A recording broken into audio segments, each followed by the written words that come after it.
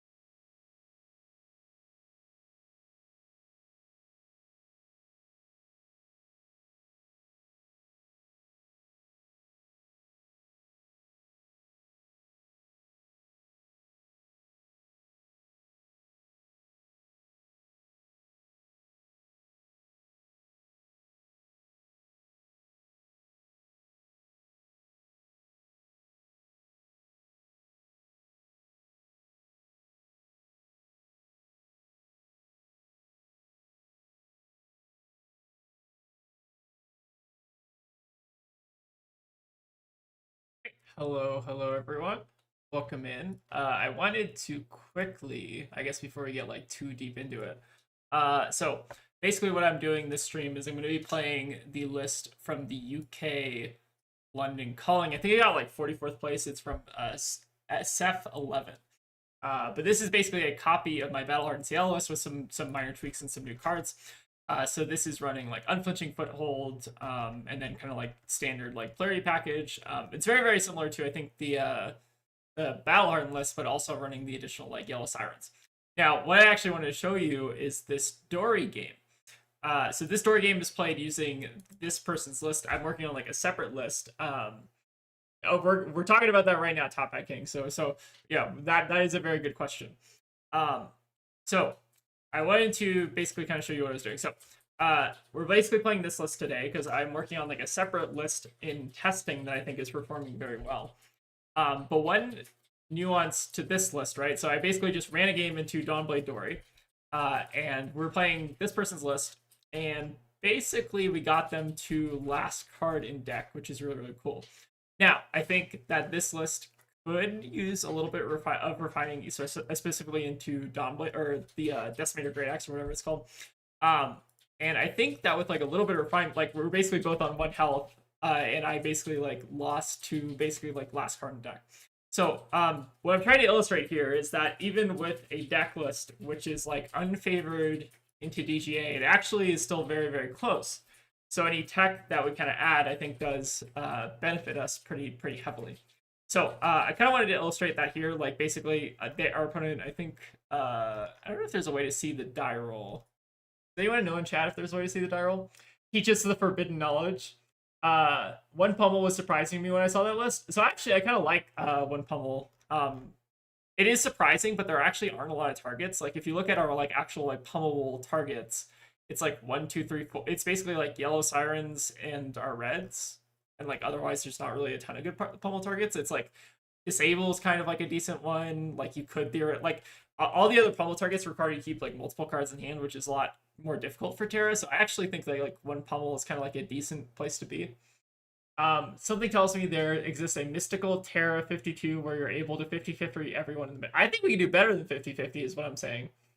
All right, I'm also on one pummel. Kept bricking on hand, so it was too easy for DGA to. So I think pummel's actually like really bad into DGA unless you're running like some very specific like targets for it. I don't actually. I think I bored out pummel into DGA personally. But we're gonna talk a lot about that today. But anyways, what I wanted to illustrate is basically in our first game, our Decimator opponent went first, like took 4 cards out of my hand, and we still finished the game like 1-1. So what I'm trying to illustrate here is basically with a little bit of refinement, which is what I guess our like testing team has kind of been doing.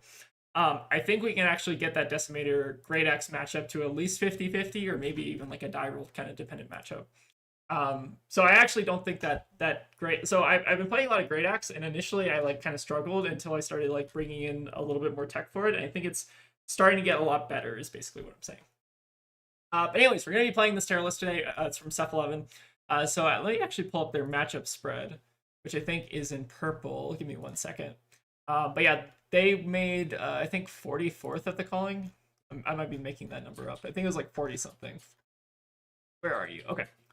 So yes, this was 44. Yeah, made place 44 something at calling London. So they paired into. So their losses were basically to Icelander, Decimator, KO, Decimator. So with the like those were the 4 losses. And then we had wins into Ira, Kano, Ultim, Briar, Flavo, and Leviathan. So I think this deck has a pretty good meta position. So this is not the exact deck list that I'm going to be running. We've been working on it pretty extensively, at least on our little team, and I'm not going to share that deck list because I think we put a lot of work into it. But we'll share that, I think, after calling San Diego. But I think this is a pretty strong deck. I think that there are some like matchup issues that you still have. Like you can't really like Enigma is pretty tough unless you're like bringing in tech. Fi can sometimes be a little bit challenging, and then like I think what else is like a little bit. Reinar obviously.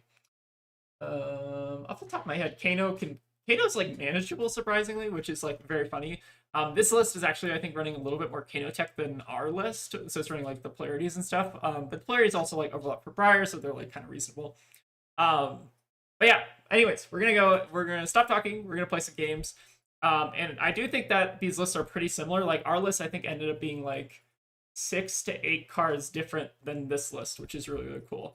So I think this is a really good starting point, but I think with some refinement, you can actually, I think, improve a lot of matchups, basically, is what I'm saying. Anyways, let's go ahead. We're just going to play this list today, see how it goes, and see if there are some really cool ideas in this list for what it's worth. I think Unflinching Foothold was a thing that we had to test pretty extensively. We came to a conclusion on Foothold. I think it's like pretty okay. We can play against it now, sure. So this matchup is Sledge, I believe. Sledge reacts. You can also consider like boarding out some blues, but okay, seems like they left. All right, let me catch up on chat because I think we had a little bit of conversation going. It kept breaking on hands. It was way too easy for DJ to play around. Okay, so that was the pummel. Meanwhile, I'm here in the corner crying at the state of Icelander. Oh yeah, Icelander is pretty rough right now. It's my opinion. There might be an Icelander build that like exists out there or like a metagame for it, but I don't know. Hi Aurora, do you frequent the Fab Foundry shop or play in armories there? I'm traveling for work and I'm able to make it next week's armory. And I make hand altars. Love to bring you one. Oh, that's very nice. Unfortunately, we actually had to move recently for work, so we used to actually be locals at a Fab Foundry. But now we had to like move to basically to Colorado. So we're like kind of out of state basically now. But yeah, if you see me at like calling San Diego or any event, I'd love to take one of your altars. It seems really cool. But But yeah, Fat Foundry is a really great store though. I don't know if anyone's been. I assume a couple of folks in the chat have probably been to a Fat Foundry, like at least an event or something. But they run a really good kind of like they run a really good they run really good events, and I guess they also like just have a really good local community. We're gonna move back there. Yeah, we are also gonna move back there at some point. Opponent. All right, maybe we're leaving this one. Yeah, sometimes getting Talisker games for future Silver Age is actually a little bit challenging. Also, just chat slightly here.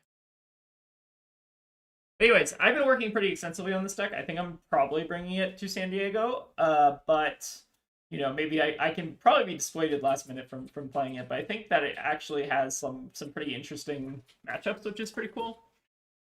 Again, I don't want to talk too much about like, I guess like the new deck I've been working on, but I have like a backup too if I don't want to end up playing Terra. I think I have a couple decks I want to try out.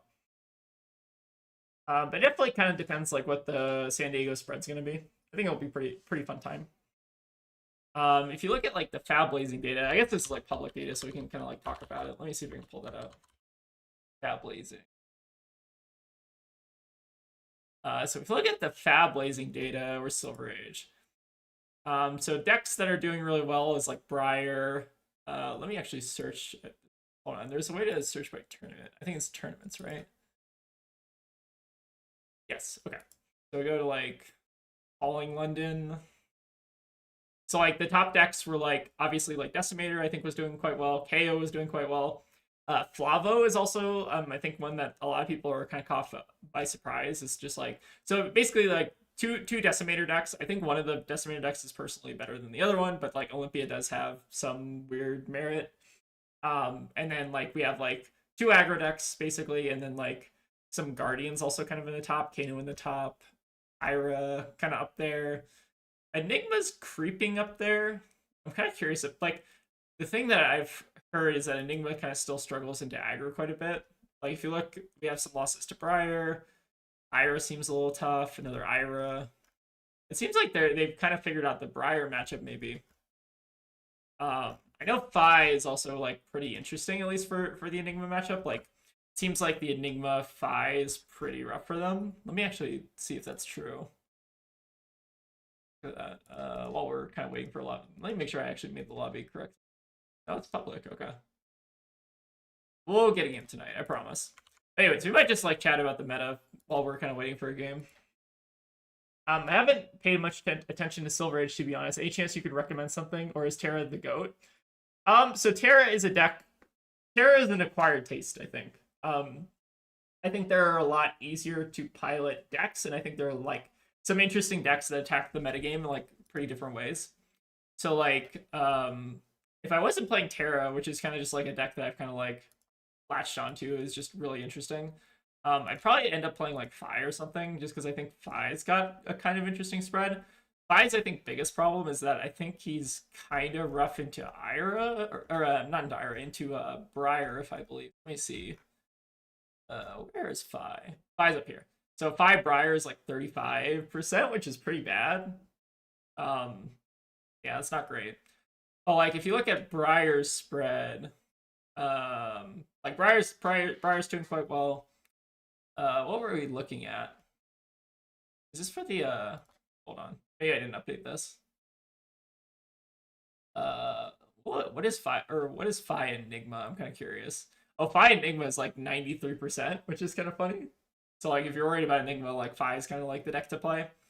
But yeah, like Briar has like this weird like thing you can kind of attack, which is just like a lot of her attacks are very tall, so like some of like the bigger D-reacts are a little bit better into her. But there are a lot of like interesting decks I think at the top of the metagame. Oldham's pretty interesting. I don't know. I think if I switch off Terra, I'm probably gonna play Enigma. That's, I think, reasonable. I think the Enigma's like biggest problem right now is that I think she just gets run over. Like, even if you can make the Briar matchup really good, she still kind of gets run over by like other smaller kind of like lower to the ground aggro. Like she kind of gets run over by Ira still. Like let's actually look at the Ira Enigma. Like Ira Enigma is also really bad. Let's actually just focus on Enigma because I think that's one of the more like her like win rate's like 45%. So like it feels like eventually she just runs into an aggro deck and she kind of like will die unless it's like Briar, in which case it's like maybe better. I don't know. But she's got a pretty good spread into the Guardians, which is good. Kano is like a 50-50 and seems like she's even bad into Decimator, which kind of tracks. Aggro is Enigma problem. Fi. Yeah, you can just solve Briar, but not really Fi and the rest of aggro. I think that's what makes Fi really interesting right now. It's like, so Fi loses to Briar, which is like the unfortunate part, but Fi beats a lot of decks. Like, Fi is actually like still pretty scary, even if it's not Briar, because like a lot of, like he's like the second best aggro deck, so like a lot of your targeted hate is not targeting Fi, it's targeting like a lot of like the go taller kind of aggro strategies. Also, am I like, hold on. I am making a public game, am I not? Oh, weird. I may just no one biting on Silver Age, which is also, we also play some Marlin. Let's see. I make sure it's like showing up on the Tauscher. Oh, it's like not. What? Hold on, let me like log out. All right, let's turn off. Oh wait, we got a game. Sure. All right, well now we get to try out Decimator. So what I want to prove is basically that this is like a very, very close matchup. And I'll kind of show you how I board. So again, we're not using my exact list, which I think does a little bit better. But we'll go ahead and give it a shot. So I think we board in the big reacts. And then I think what I like to do is maybe board out like one of these Summer's Falls. I think Summer's Fall is like a little bit of a liability in this matchup. But the Earth Pitch is also reasonable. I don't think if there's anything else we could board out. Let's board out one Summers and just see how it goes. Again, we're losing the die roll again, so like that is a pretty big downside. Oh, did I beat you in the Decimator matchup? Oh, they're having us go first. Okay, interesting.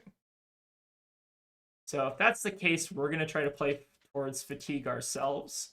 So if we get shunted here, not the end of the world. We have actually a pretty good pitch stack in the double sirens.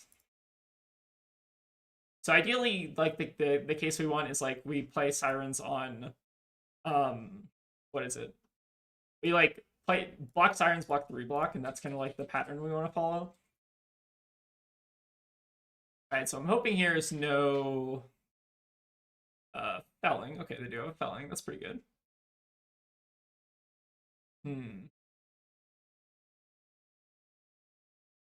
No really great blocks here. So I guess we'll just kind of do this. So we take 5, send 7. We do want to try to make sure we're sending Hammer every turn, and leaking a little bit of life is fine. But yeah, we are going down to roughly 14. I've actually thought a lot about going like second in this matchup just because it does end up feeling like a little bit of a tempo matchup, which is kind of weird. And they put us going first, which is kind of funny.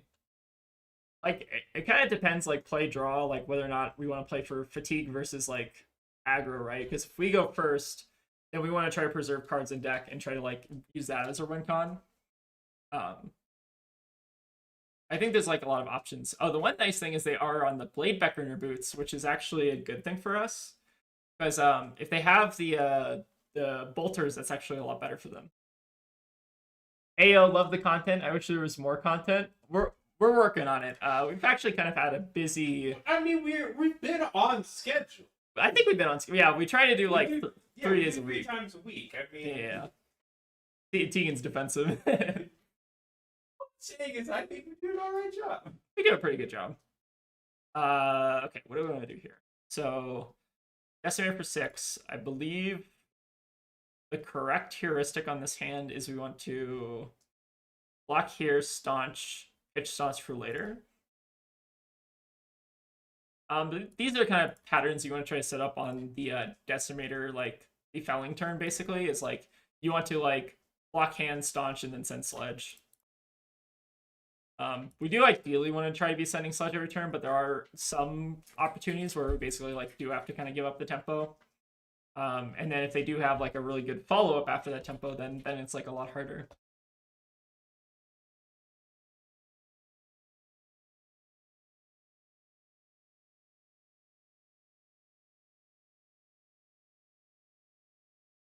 Oh yeah, Tegan's non-binary, by the way.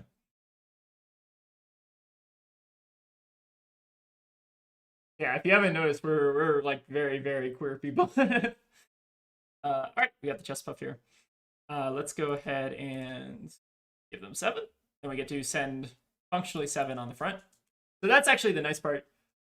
Yeah, no worries. It happens. You know, everyone, we're all just learning, you know? Not a big deal.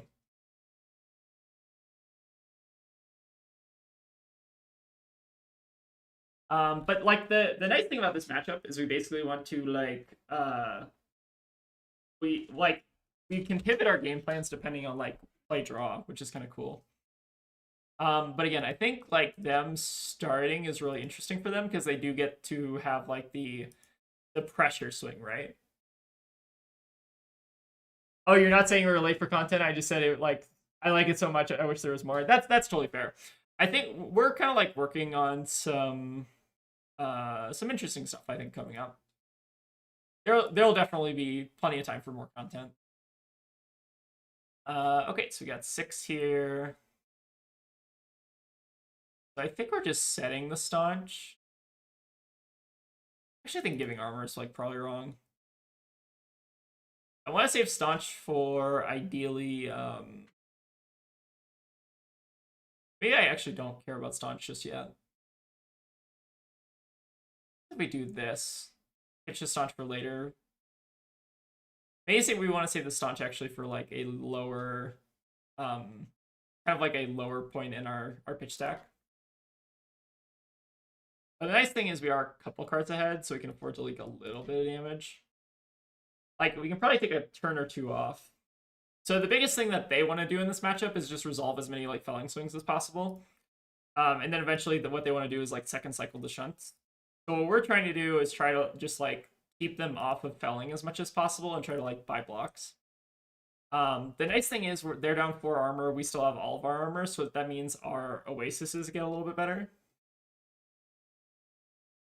And the nice thing is they do have to run like some number of poppers just because some of them are worried about Dromai. Coming up 10. So the block cards are bad in this matchup, but if you think about them, they're like better 3 blocks if you can combine them, which is kind of cool. Debating if I want to give them any armor here, so we take 4, go to 7. We still have our full fridge. They have basically no fridge, which is kind of cool. And then we can just send a boulder drop, which will play around one of the many shunts they probably have in the deck. Oh, that's fair enough. Fair enough. All right, we got 8 coming in, so we got 4 here, and then so what is our functional life total? Our functional life total is 6, 10, 17 to their 15 plus 4 or plus 5, so 17 to 20 basically. But we have tempo, which is nice. Not nothing. Yeah, even with the poppers, Dromite system, that's kind of like I actually kind of think the poppers are more so for what do you call it? It almost feels like it's like a way to like threaten go again, which is kind of interesting. Oh, but this is actually a really nice hand. So we get to just double Oasis, gain a bunch of life, and then Arsenal Sirens. So I actually do really like arsenaling Sirens a bunch in this matchup because if you ever have to like hold your hand in a weird way, having something to like play off one card in Arsenal is actually really, really nice. Yep, we'll go ahead and just take this damage. The Raging Onslaughts are also interesting. And let's see if they can resolve the last felling here. I would hope not. Let's maybe see if we can get a little bit of a break from the back-to-back fellings. But we're still in like a fine spot, honestly. Not doing that bad. Alright, so this is probably the what's the card called? The Overpower. They block 2 here, they pump 6. Then we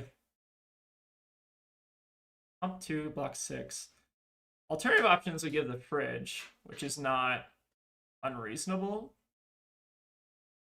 But it's kind of like weird. So you go 2, 8, 10, pump over for 3. I think we give 1 Blade Beckoner here. Let's do something like this. Why are you using Rainbow Sirens? So that's actually mostly for Ira, but it actually serves like a really interesting purpose in this matchup. So if they don't do anything here, do we accept this? I believe we do, right? Sure. So if they don't want to pump, then we're not going to pump. Guess we'll hide a little bit of info.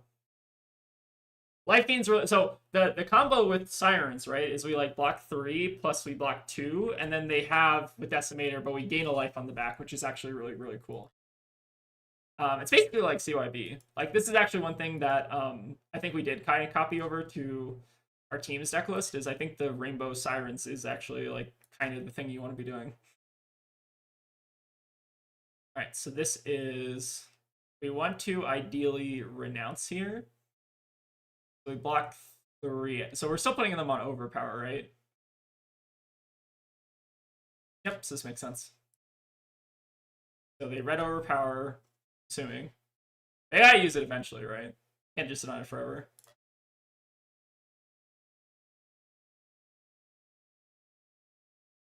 But I think the Turn Timber is actually like so good in this matchup. How many shunts have we seen? Not seen any shunt. Okay, so we're 100% just ripping the rounds here. One actually option we had was to give Civic Duty there. What do we give? We give him a Thunderquake instead. It's an interesting. We could have maybe considered giving them the Vigor to pump +1. Is Siren's just improvement on Battlefront Bastion? It basically is. Like the nice thing about Sirens is like the issue with Battlefront is that you have, if you block with like a D react on top of the Battlefront, it will like negate it basically, right? So we can deny the overpower here if we want to. Or we can also just accept that we're going to get the overpower as well. So kind of like this block. We let them have the red overpower up here. So actually, hold on.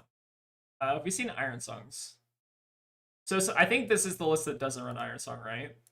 So up here, this is 5 block. They overpower. They deal 5. We gain 1. Am I counting this right?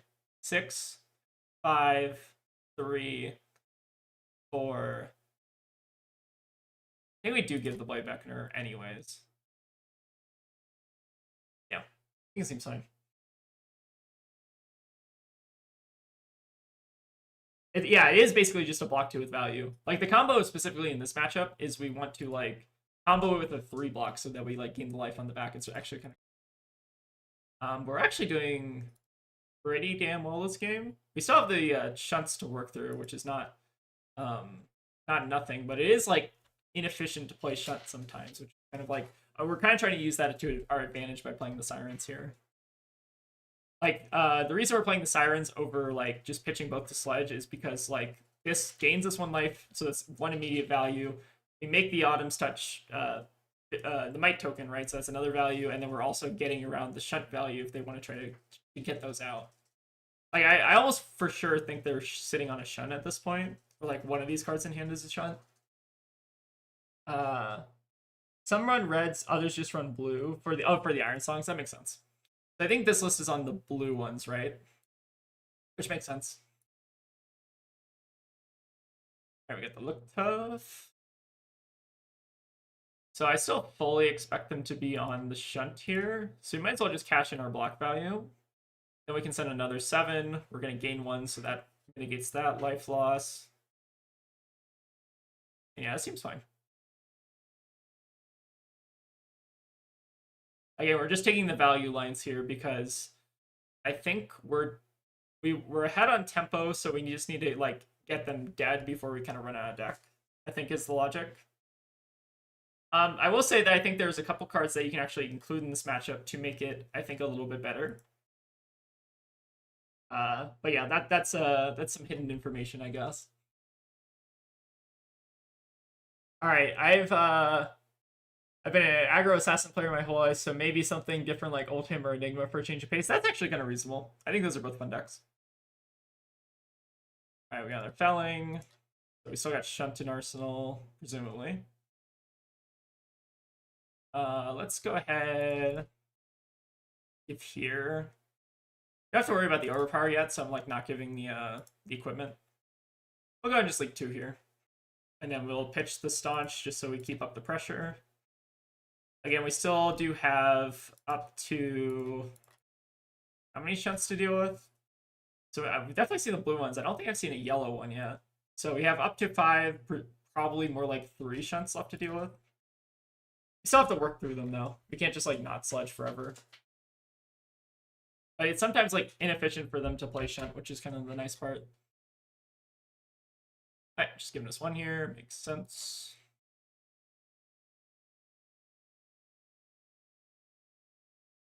We've seen all Fellings, which is good. So last couple cards we have to play around are blue Iron Song. They have the blue Display of Craftsmanship, I think is what the card's called. The one that like gives +2. And then otherwise we're kind of fine. I think this is just this. The most they can pump here is 4, which would kill us. Okay, so we actually probably should play around the overpower here. Let's go ahead and give them the armor so we can play around the overpower. I think that's fair. We could also potentially kill them with the Macho. I think we do go for Macho kill next turn. They use 2 red shunts, so the most they can block from hand is 4 plus this. So I guess they could live if they have a draw blue shunt and can play it.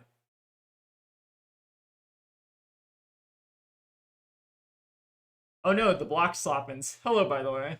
How's it going? Alright, let's see if they have the blue shunt here. Otherwise, I think... Or wait, this doesn't work, right? Blue shunt doesn't live. Because the unity has to require you to block from hand with the card, right? But yeah, I think they're just dead. Right? Kind of just cheese them with the Dominate a little bit. But yeah, hey Laser Witch, how's it going? Sorry I made you change your username way back when, I think. Are you the person I made change their username? I forget what your original username was. I feel like I remember you though. So I think this doesn't work, right? It has to defend together with the card. So it won't get the +1. Sweet. Alright, duel. So okay, so like Dominate is strong, yeah. Yeah, they have to have some hidden an oasis to win. Like, so, okay, so what I wanted to demonstrate by this game, so we lost the one that I was like playing off camera, right? So that's fine. What I wanted to at least demonstrate is that unless your opponent is one of like the better so what the Decimator Great Axe opponent wants to do in this matchup is they want to resolve every copy of this card for the full attack value. That's basically like that's their game plan, and then in second cycle they want to play their shunts and they want to play their overpowers.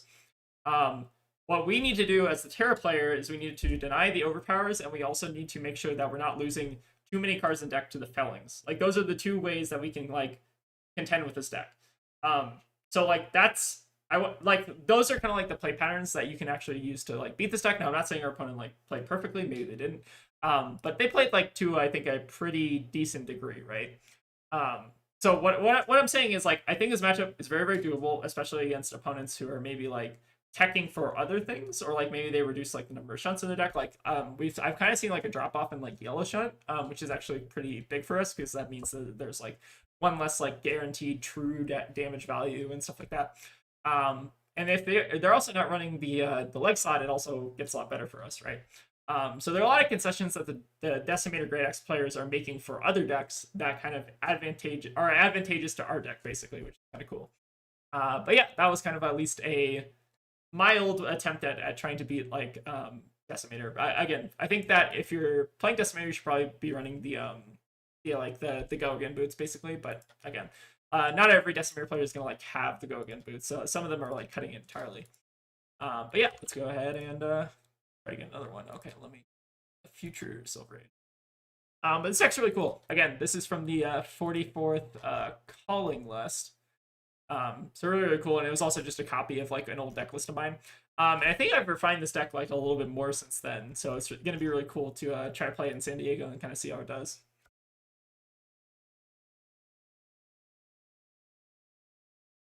Damn, 14 value is a lot. What is 14 value? Did we get 14 value last game? Maybe we did. Or is that just like the number of felling value or something like that? It's pretty good. How's everyone doing in chat? Let me know how you're doing. I'm gonna keep looking at the kind of metagame stats from the calling because I'm very interested. Let's actually look at Kano. Let's see how Kano's doing. So what do we have? Very favored into Briar. Oh, slightly favored into Briar, Bravo, Vi.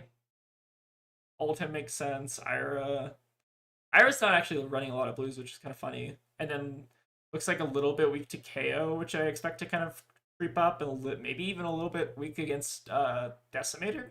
That's kind of interesting. What's the best Jarl right now? Do you think he's got potential into this meta? So we don't actually know what the meta is going to look like, but I think they're actually Jarl's going to sit in, I think, a really interesting spot. We're going to see probably an uptick in. So what I expect the meta to be for CC is at least Acilio. What are the top 3 decks? Acilio, Marionette, and Vi. I think like those are the 3, at least from what I've been seeing around like tier lists and stuff. Vi will probably like leave like pretty damn quickly because he's at 1.5 LL points. So post Vi, there's a lot of heroes that are kind of like up there in LL points. Okay, we can play against Kano. So it's actually really funny. I think we want to go second in this matchup, which is really awkward. And this list is actually running a lot more Kano tech, which is cool. So we'll bring in the Oasis, the polarities, and then what are we cutting here? I believe we just cut the boulder drops because we're basically just trying to sledge on the deck, bring in the pummel, or we can bring 1 boulder drop. I think that's fine. Yeah, something like this. Yeah, Acilio's kind of cracked with the new wobble card. That card's like kind of fucked up, especially against Marlin. That's gonna be very funny. But yeah, I think like Jarl got a lot of really interesting tools. So I think we're definitely gonna be doing some Jarl stuff. I think he's got like a decent game plan into like Fi Acilio. So I think he's pretty strongly positioned. It's my guess. All right, so this is why we go second. So they just send like 4 and 4. A 3. Okay, another 3. Actually not going to go for the might here because this is technically like 1 more value. It's just defensive value as opposed to offense. But one thing that the Kanos are doing now is they're running Yielding Grip, which basically gives them like +3 life, which is kind of cool. But we're going to go for the Sirens and Arsenal and just overpitch our block cards here. And our plan is to just put them under the slow, unyielding grip of Sludge of Anvilheim, which is kind of fun. Yeah, Acilio is going to be a wild hero. Is Acilio 1.5 yet, or is he just a 1? He's at 1. Just a 1. Okay. Alright, so we got the Rousing Aether, which we don't really have to concern ourselves with blocking out. Like, we could use the Oasis here, but I actually kind of don't want to. Or not. So since we already have an Arsenal set up, I think we're just pitching the yellow here. Yeah, and yielding is really cool for Kano. It's basically like, they basically printed a card that's like +3 health for Kano, which is kind of like insane, but it's kind of fair, I think. I think it's fair. It doesn't seem like that. It's like broken, but it's like not that broken, I feel like. I don't know. Oh, it's September when it's 2 years. Okay, let's get info. Pot. So I'm kind of totally fine just like IPing double Oasis here.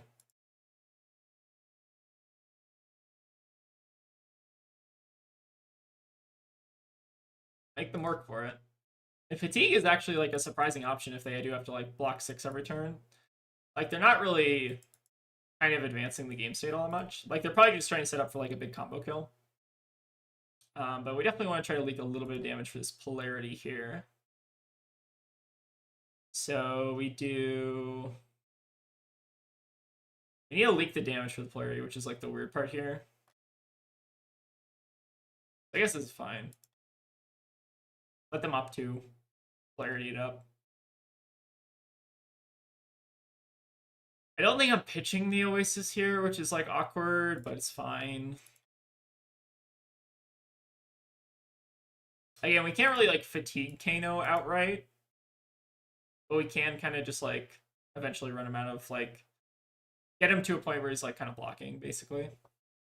Okay, this is good. So let's see what their big turn is here. Okay, clarity back up. Looks like they maybe want to do something end of our turn. Show me what you got, Kano.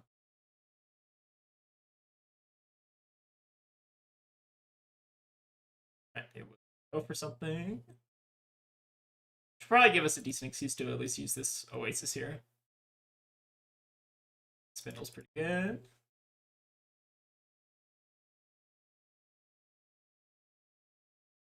Yeah, this list is running a lot more Kano tech than our list. Like, I think maybe one polarity is like kind of reasonable. I don't know.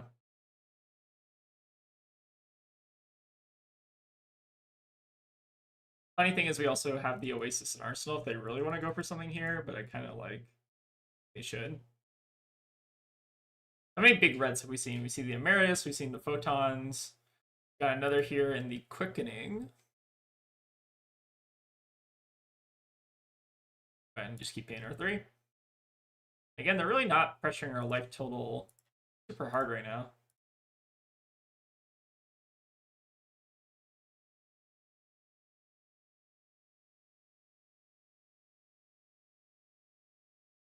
Kind of just going for our slow, consistent damage plan.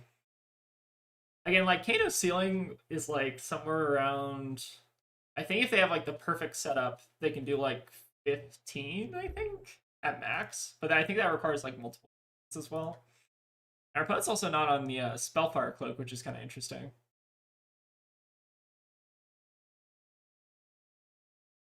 It looks like they're going to be doing some Kanoing, sure.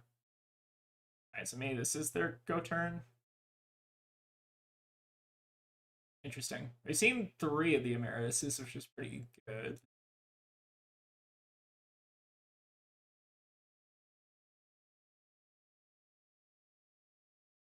Alright, Voltic's not bad. Curious to see if they'll give us blocks here. We also haven't seen any what's that D-React card? The what is the D-React called? Hold on. Wizard React. The name will come to me in a second. This is just proving I can't remember any card names. Wizard. Absorbent Aether. Thank you. Okay, figured it out. Looks like they're gonna just like dump their hand here. Fine with. Oh, there it is. Okay, we found it. You didn't have to wait long. 2 Arcane Polarity gets awkward. I think that's true. Like, the issue really with this deck is that like the sideboard spaces are very, very tight, it feels like. My opinion. It just feels like you don't really have a ton of room. So they're gonna deal 8 here. I don't think we're gonna use the Oasis though. We'll take a little bit of damage. Especially since we're getting like pretty close on life, the 1 life gain could end up mattering.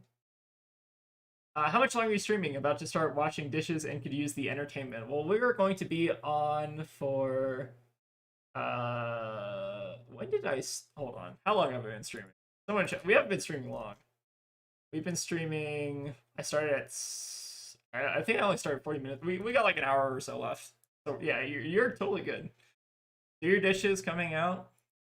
We'll be here a while. I need to log back in to get my my signature playmat.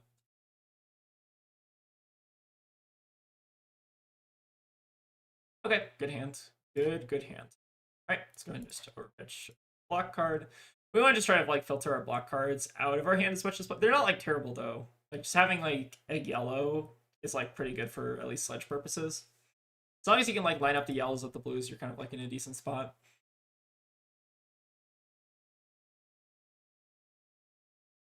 But again, slow and steady. We're basically just like the snail meme. It stirs pretty good. So them running stir.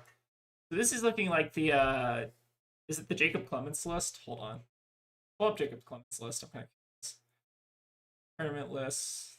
It was this one that was running the Rousing Aethers. So Rainbow, yeah, so Stir, Rainbow Meritus, the Rousing Aethers, and then we also had some Wounded Bulls and stuff. Okay, but no Exploding Aether, which is pretty good for us. Okay, so it looks like they're gonna go for that presumably. Uh, the damn crackpot. Oh, the crockpot will put the time limit to the test. Wow. We need to get a crockpot at some point. I don't actually know. Do we cook anything that belongs in a crockpot? I don't know. Maybe we don't actually need a crockpot.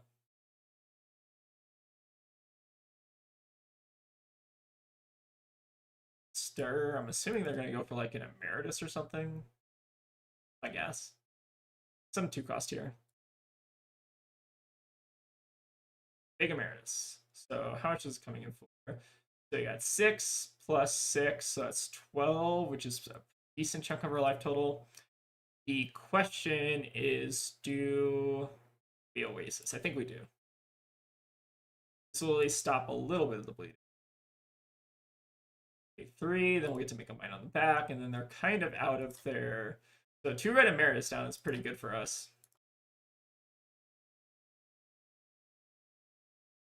They haven't taken any damage, which is very funny, but like they've been giving us cards, which is at least the nice part. We can even potentially pummel this and still keep the 3 if we want to.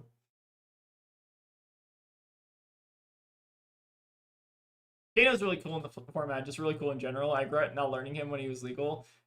I think Kano is really cool. So here's, I guess, a little story time. So I think Tegan was feeling sick for an RTN back when like Aurora was legal, and I think I can't remember if I already qualified or if I just like wanted to play Kano for some reason because I thought like our locals wouldn't respect him. But I basically like went to finals with Kano, and like just had some like of like the coolest games of Fab I think I've ever had. Just like I think I was playing against like Mercy Bickle, you know, the former finalist for like Worlds, and we were basically playing like Kano versus Aurora, which is really cool. And I basically like blew Mercy Bickle up with like a huge. Oh, we need to pass here. I blew her up with like a huge like blazing on my turn, which is really cool. Like double blazing for lethal, which is kind of sick. But yeah, I don't know. I think that deck. I miss that deck a lot. I think that deck's really cool.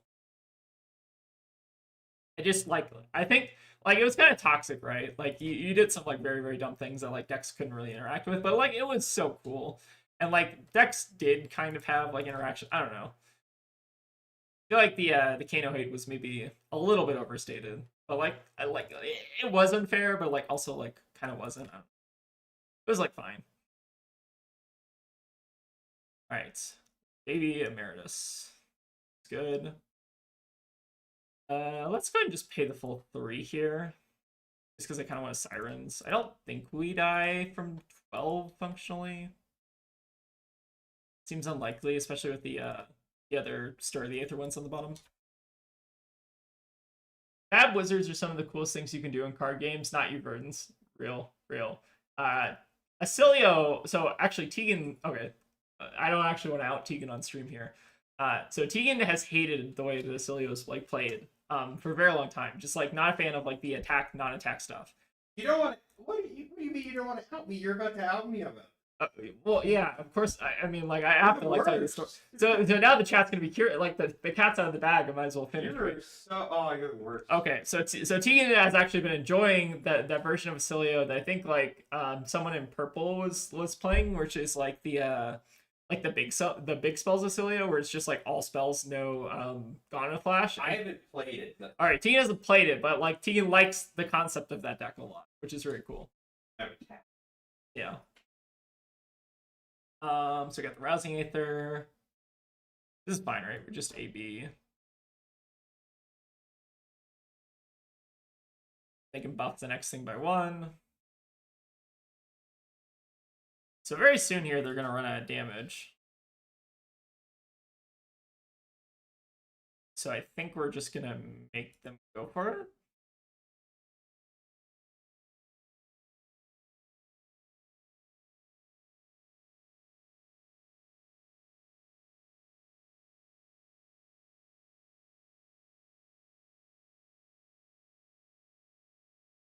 See what their output is here. Yeah, the temp. I think that's what it's called. The tempo spell Acilio is quite fun looking.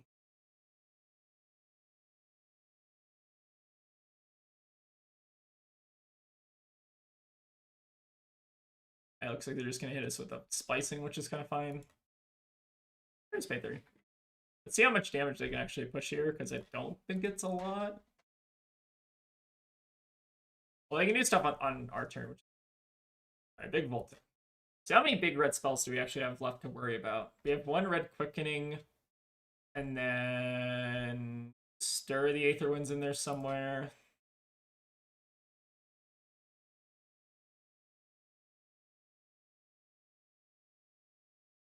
Thinking on this one.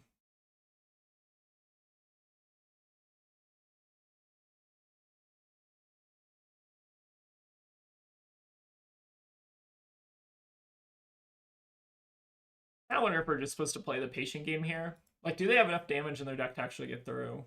I guess is the big question.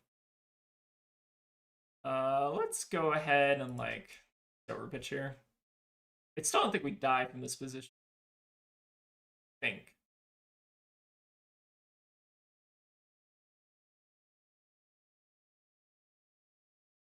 What Yuto did with the Cilia was illegal?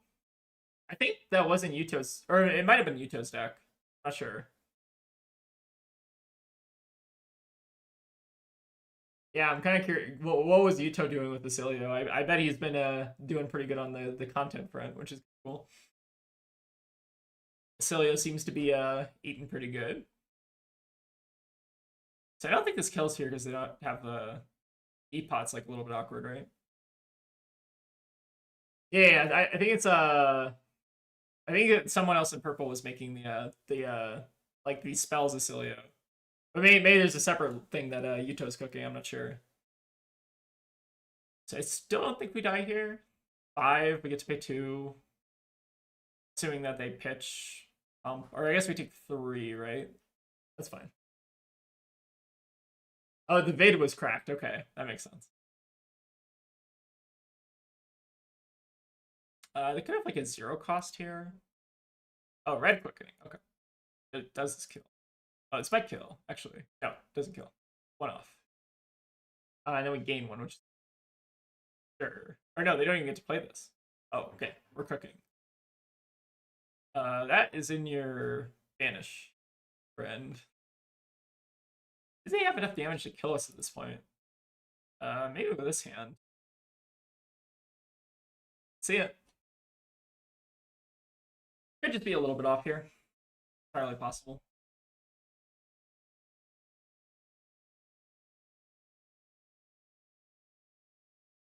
Damage was unreal. It's kind of cool. Like how, like, are you dealing more damage than like the Gauntlet Flash combo, or do you still run the Gauntlet Flash combo? Kind of curious.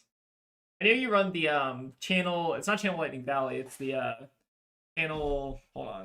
What was the other one called? Let me look it up. Channel Thunderstep. That's the one. Pay red if you do against go again. Pretty sweet. That's like what I was hoping it would be with like the tomes and stuff, but then they, you know. Yeah, James banned your tomes. Yeah, he wanted to keep Tome Aether with him, so it's like him and Brian are like okay with me. Everyone else who wants It's less damage and you don't run the Gauntlet Flash combo, I don't think. Okay, interesting.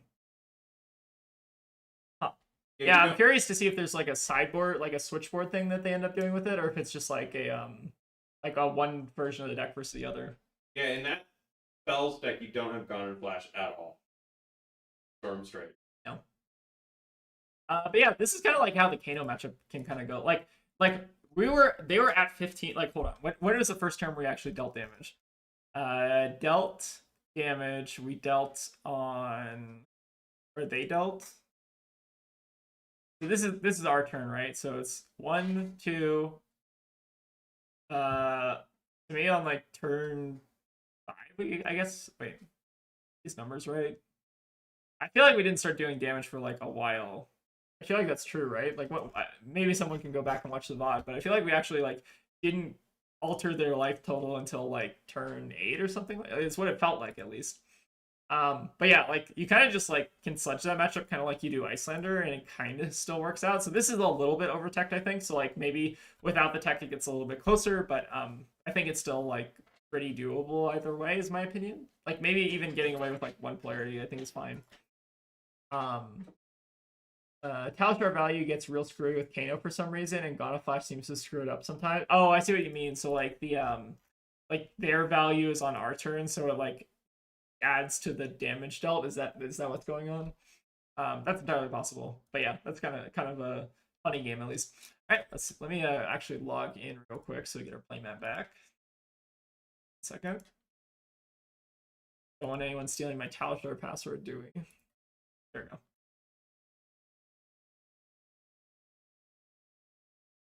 Also, God of Flash seems to screw it up sometimes. I think it's hard to tell. Okay.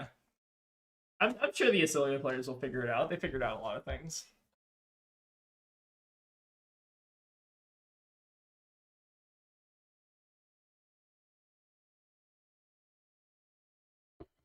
Alright. Alright, we get to play the same matchup. Just worse for them. So we go first. DAB. Clarity. Cut the boulder. Or no, we keep the boulder. Or I think we do like 1 and 1. Maybe we just care about damage in this match, right?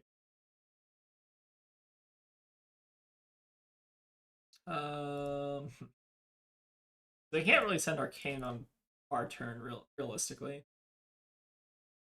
Might as well just go for like the fatigue play, basically. Oh, we should be on Sledge. That's a problem. We'll figure it out though. Trust, it's fine. We'll use the shield to block a whatever or something. I don't know if it actually matters on them. We'll see if it matters, I guess. Get a little bit of life padding, but yeah, Sledge is the correct choice in this matchup generally. We got like baby Sledge though. Sledge at home. Yeah, that was me forgetting Sledge. My hubris got the better of me. All right, we'll see if we can play this on challenge mode though. See if we can beat them even without the Sledge. I think it's technically doable. But we'll see. All right, happy to Ice Vein here. So 3, a 2, make a Might.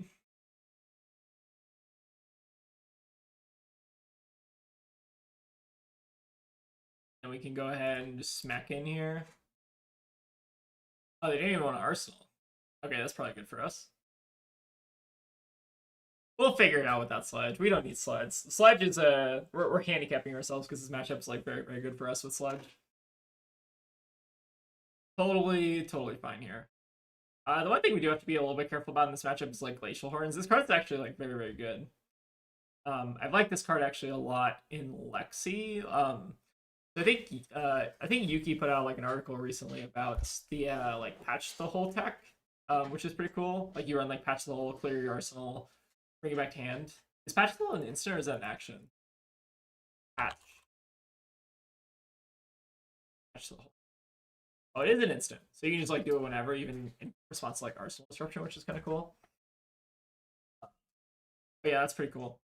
Okay, so one thing that I'm a little concerned about, so I've never actually had this happen to me, but you can technically do the Eisenhower Weathervane thing against us. I've never seen anyone actually resolve it, so we'll see if our Icelander opponent here, because we're on the wrong hammer, can maybe actually get that off. Entirely possible. I'd say it's pretty good though. I've never had anyone resolve the full. So like the combo with those is like you basically play both of those, and then you resolve like a fused Ice Eternal, and you deal a bunch of damage. But like, I don't know how real that actually is. It's very strange. Yeah, it's still pretty good even with Fist, I think, here. At least it seems like it's going to be fine. We'll see. Our opponent did pass on past a block, so we're always going to get an opportunity to pummel this, which is kind of cool. I don't know. Still seems fine here. Oh, it real. Read out about it. The only way it's the only way they win this. So okay, it's the only way they win this matchup. But like, I've never actually seen anyone live long enough to get to that point. If that makes sense. So we'll see if like not having the sledge actually will matter, because I think it will probably. But we'll have to see. Again, most of the time they die long before they're actually able to like set that up, and I've never actually had it resolve against me in probably all the dozens of Icelander games I played against. So we'll see.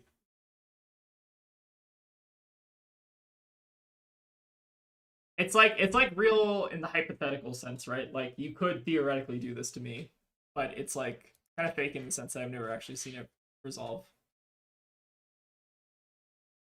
The nice part is we should be stopping them from keeping an arsenal here, even if they do like what is the arcane damage here? Like max, we're doing 9 off of like a ice bolt or something. The max is now 10. Okay, it's just Aether Ice Wing. Sure. Take 6, steal 6. But we also kind of get tempo here. They're running out of equipment. We got AB. We're kind of chilling. We got arcane polarity. We're super chill. We're fine. I had it done to me in person on Great Axe. How do you? Oh, okay, interesting. Maybe it was like a slower Great Axe build. Like I actually don't. Even against Great Axe, that seems very very hard to set up. But maybe I'm not super familiar with how like Great Axe plays. Like maybe you run less blues in Great Axe to me, it makes it harder. But yeah, like I've never actually seen it like resolve against me personally, so I'm curious to see if they get it off here. They're not keeping Arsenal too, which is kind of for us. So AB3, we polarity. Polarities are kind of disgusting, to be honest.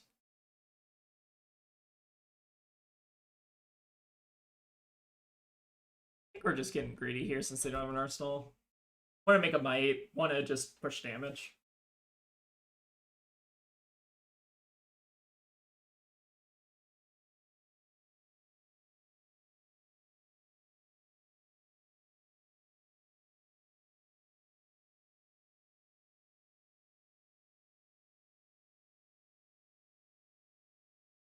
Alright, get to might.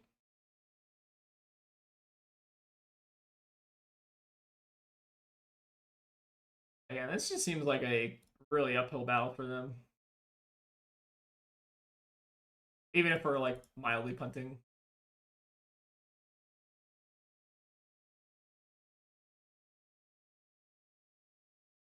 I feel like Icelander should have a card to deal with this matchup, but she just like does not. Like what would be a good like what would actually be like an interesting card design to have here? Like maybe like some kind of burn bear. Or like I wonder if they can actually do like some kind of like they run that new like sigil of fate thing on the top, and then they could just like play burn bear, and maybe that's like something interesting. But like I guess that like clashes with like the ice cards, so I don't know. I feel like there has to be like something better they can do in this matchup, but maybe not, honestly. Especially with like the double player. Like the double player is kind of brutal. I also really like the art on this card. Especially on the if you've never seen the foil arcane player, you should go try to find one. They're actually very, very cool looking. I think they're also very expensive from what I remember. ECG. That's a foil player to go in. Cards, sure. We'll find out on the next episode. You own one. Yeah, they're really cool, right? I think I own 2, I believe. Polarity. This is from the deck. This is the one. Oh, Rainbow Foil is actually. Oh, it's not that bad actually. Oh, I thought it was like way more expensive. Okay, maybe it was at some point in time. I'm not sure. Let's go ahead and keep sending damage. Don't really have to think too hard about this. Sure.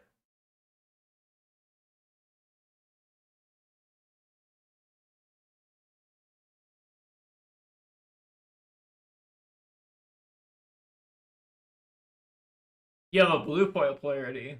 That's fair. I mean, I guess it's the same art, right? It's pretty sweet. I think it's pretty sweet.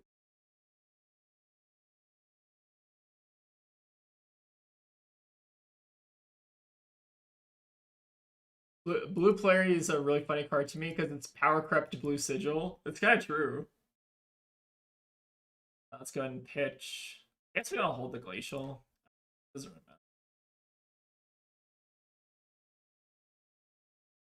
matter. Right, so I almost want to like let them do the like the Eisenhower combo. I guess we probably shouldn't. They'll basically just have like infinite time. I'm curious like what the max, like if we let them resolve that, do they win? Kind of curious.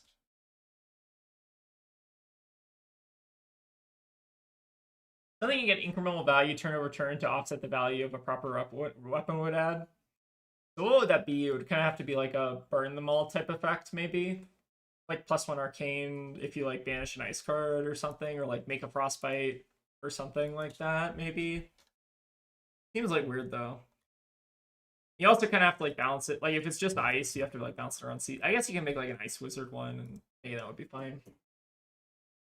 But yeah, I agree with you. There definitely should be something that Icelander should be able to do to like deal with slower matchups. It feels like, because as of now, it's basically just like deal no damage and die.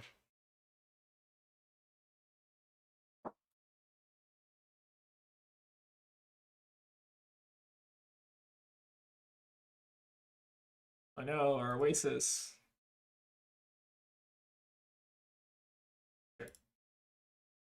Also, very haha funny part is now we get to, I guess, give them our armor. Hilarious. Yeah.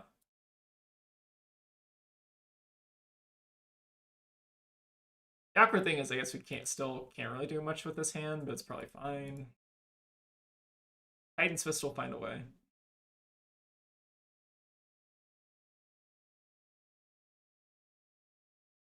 You have like one more blues ice bolt, and then we have the ice eternals, and then maybe like one scar. I think we saw like a couple wounded bulls, right?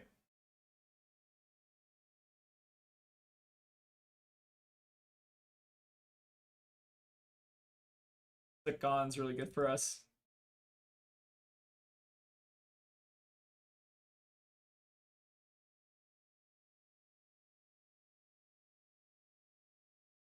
Hawk Shoe. I know, right? It's like I feel bad about this. Like we're not even running the right weapon, and it still feels just like insurmountable.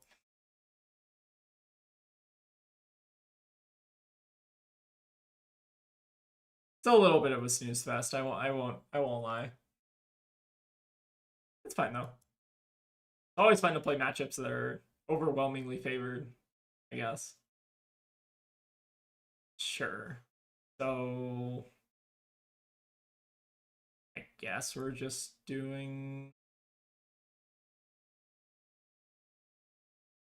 I guess we're not doing. I guess we're doing like this. Sure. Keep giving them some bigger tokens. Not that they can use them, which is at least nice. Alright, I'm deeply curious to see if they're actually going to be able to resolve the. I want to see if they can actually resolve that Ice Eternal combo. So what is the Eisenhower Weathervane? Hold on, what does that card say? Eisenhower. Sorry, I'm switching it wrong. Eisenhower. The next time you ice fuse this turn, create 4 frostbites under target hero's control. So they Eisenhower, Eisenval, Ice Eternal. That's the combo. Don't they need? They have an E-pot for that. You play both of those off the E-pot, and then you like deal. Much damage is like 8 damage or something. The Heisenberg Weathervane. Is that what they're calling it?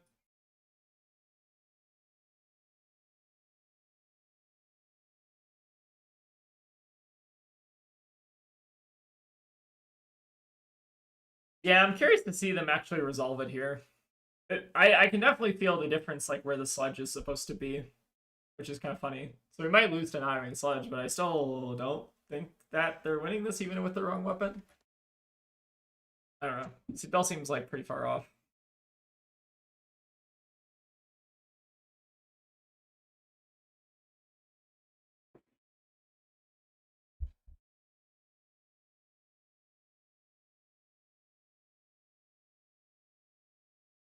Also, are Nilrune gloves like actually gloves?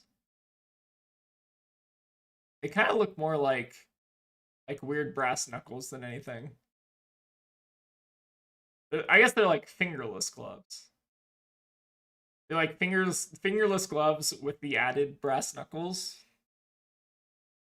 All right, I'm gonna call these like Nilrune brass knuckles from now on. I think it's like an arm bracer with brass knuckles on it. I feel like. I think. I don't know. What chat? What do we think?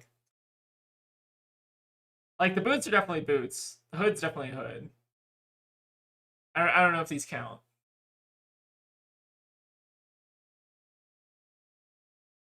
What are they thinking? Okay. We're still chilling.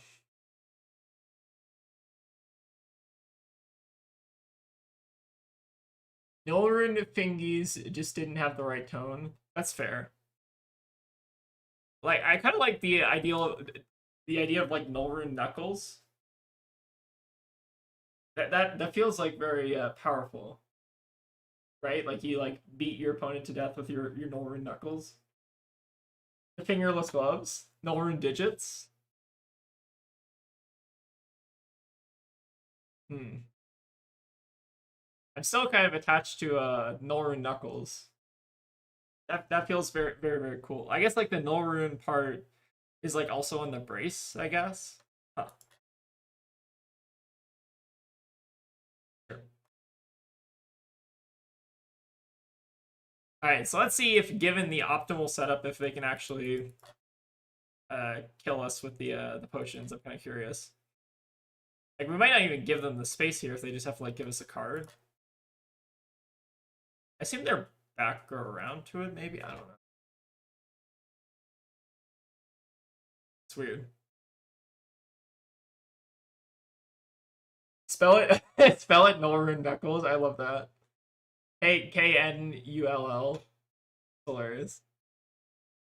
Yeah, that would be my name if I was in the naming team.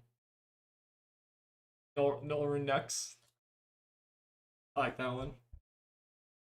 Are they thinking about the what? So like, how much damage can they actually deal?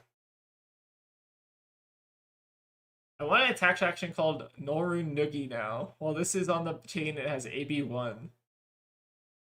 Fascinating. That would actually be kind of an interesting design. Don't knock the style of the gloves in Wraith. Okay, that's fair enough. Fingerless gloves are gloves too.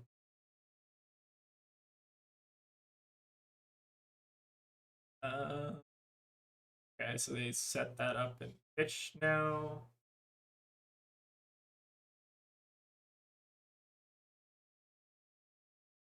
So we still don't care, right?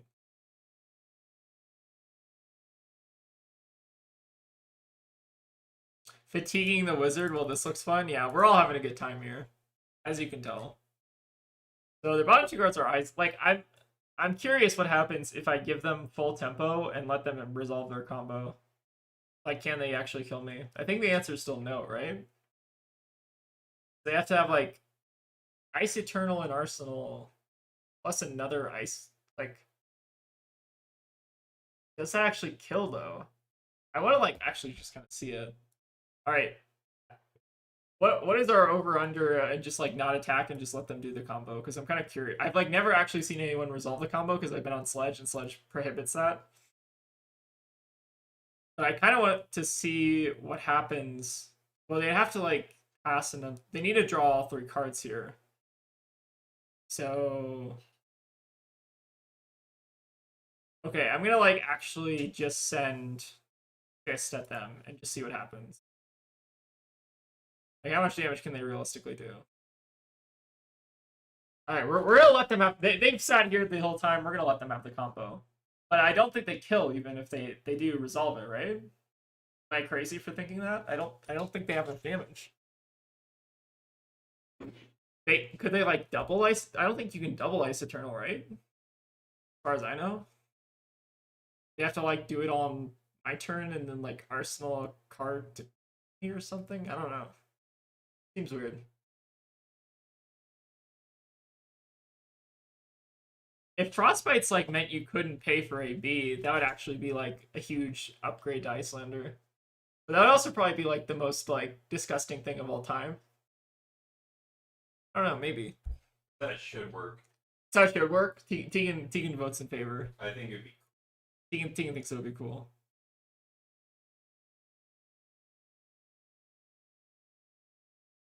I'd like them. I doubt they can deal 17 to 20 arcane damage even with full tempo. I want to see them do it. Like, this is why I think this combo is like fake, right? It's like I want them to, under the optimal circumstances of me just sending like Titan's Fist, like can they actually resolve the combo? I think the answer is like, because I think this bottom card is the Weather Vane, right?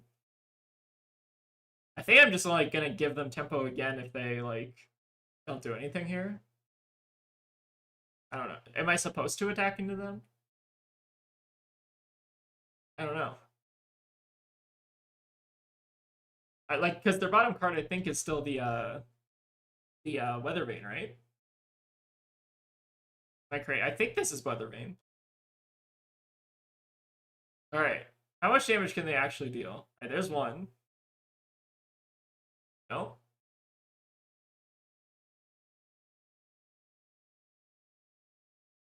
Like, I think if you're Icelander, I think you just give up on the Guardian match.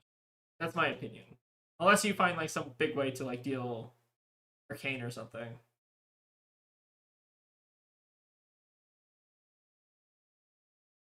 So it looks like they're maybe trying to do...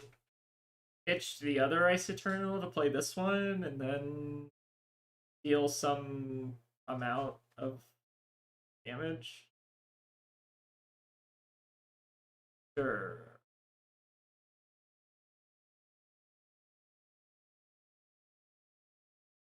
Let's give them the optimal setup here. Not gonna pay a might.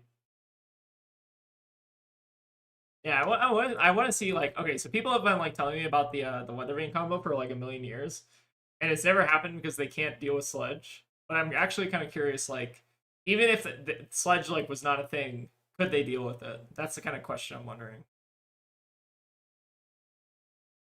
Speaking of cards that should probably be banned in Sludge. Sludge and Decimator are both like cards that probably don't belong in format.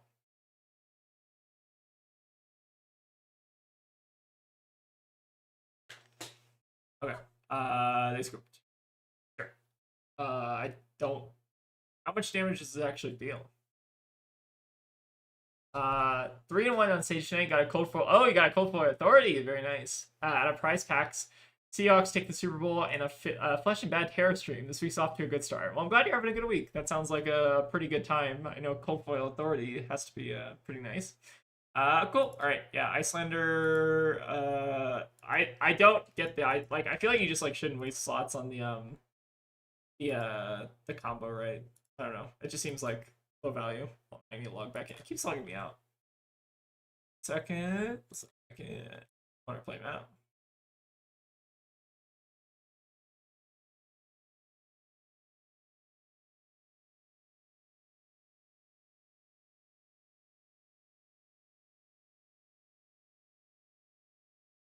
Can we get more DGA gameplay if it's not too? Oh yeah, we can totally get more. So if anyone wants to like jump into our lobby and just like play some DGA, I'm totally down for that.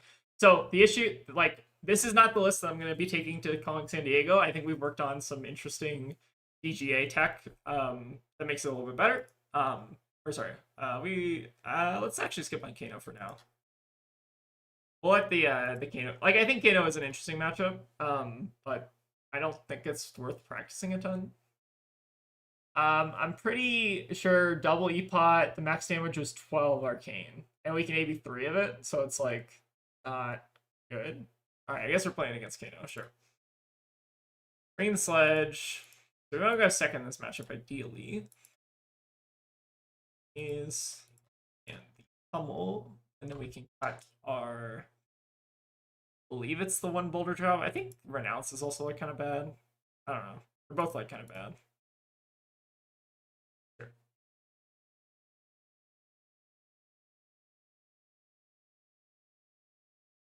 I don't think the Axe Band worthy because it's too easily targeted. Maybe. I don't know. Axe is still one of those cards I feel like is like a little problematic in the sense that also we should it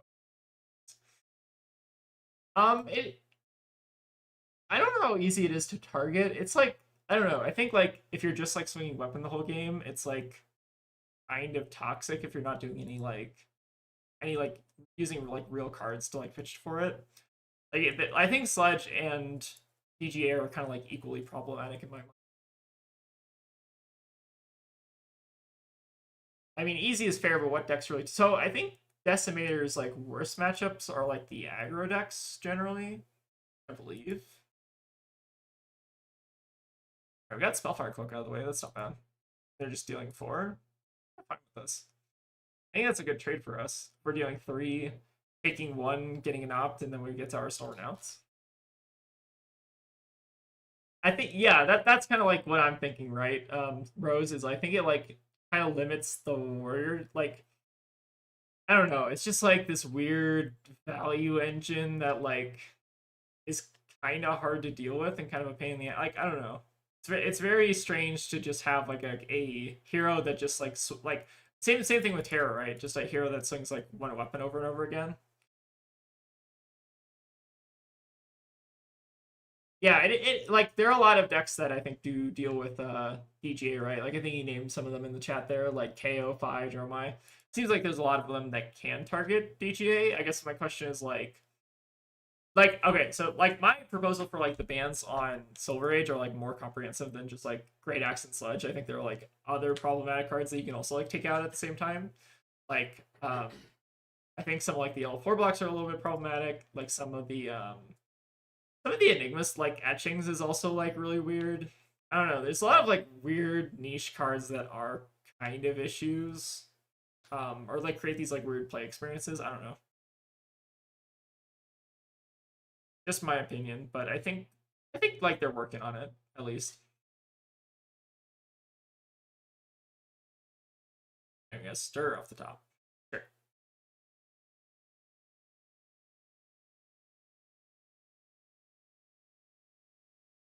I'm playing almost exclusively DGA and Terra, and I would not be unhappy or surprised to see either Sledge and or Axe go.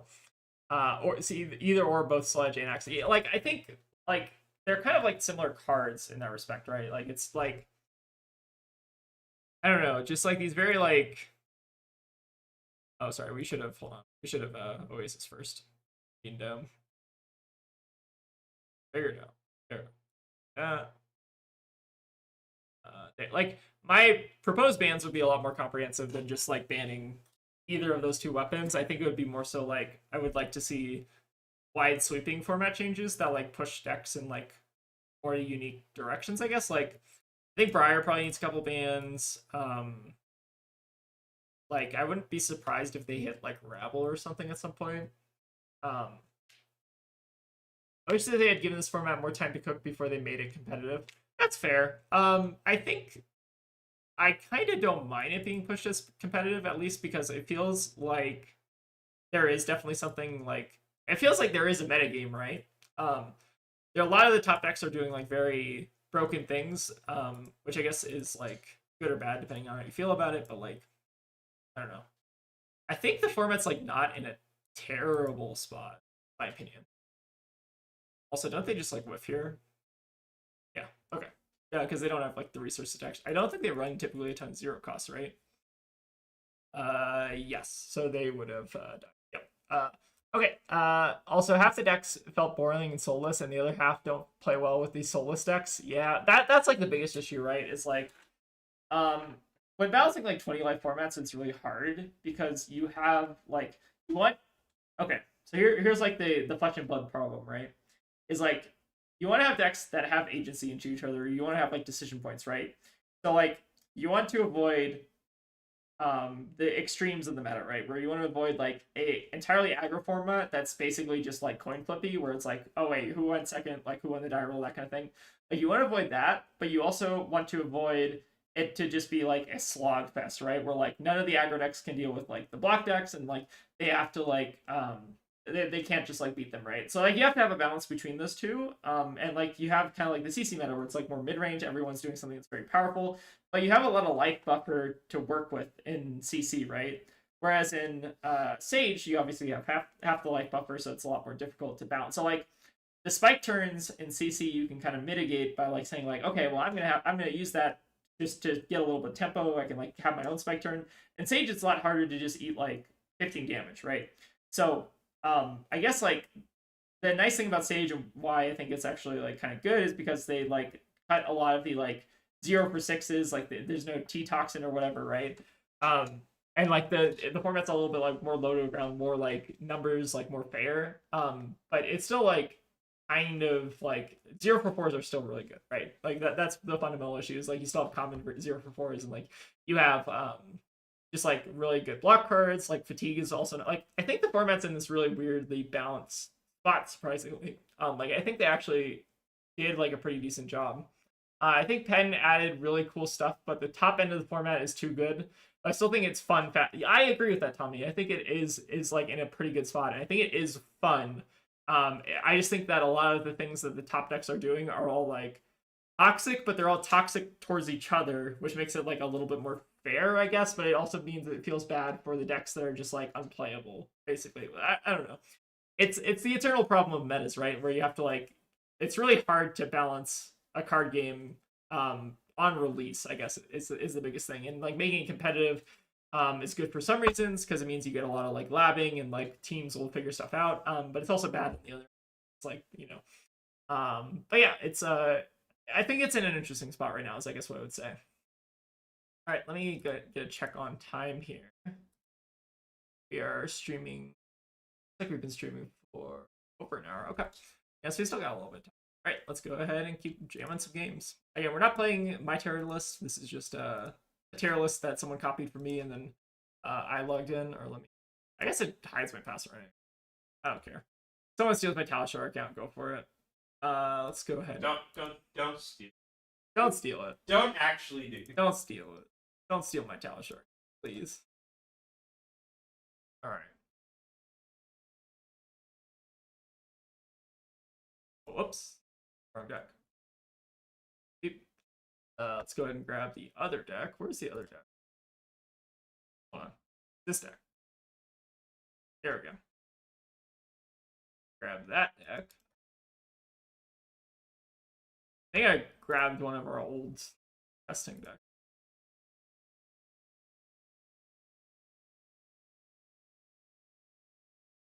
Alright. Oh, we're playing against April. Okay, cool. Let's go second, as is tradition. Let's bring in our extreme Kano hate package, which I don't think is super warranted. I don't know. It's probably fine though. Earth Boulder, Burn Pummel. Seems good. Alright, see how this goes. Alright, they're not on the new arm piece, which is interesting. They're on Hold Focus instead. So much Kano today, I know. At least we get our reps in. I don't think this matchup's like that bad for us. Alright, we are popping the focus early though. Oh, for a reverb, okay. Sure. This is like fine for us, right? Oh, we're twining it too. Okay. Okay. Sure. Fetch. Too much Kano. I guess we leaked 4, but it's still like not the end of the world. Fine.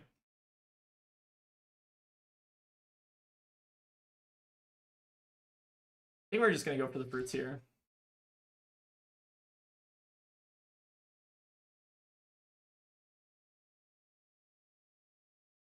Oh, Rob's tagging me in our Discord to go tell. Apparently Nathan Crawford's doing a Silver Age tier list. Hold on. Let me open this. All right, let me open this like a new tab. All right, what's Taylor Crawford talking about right now?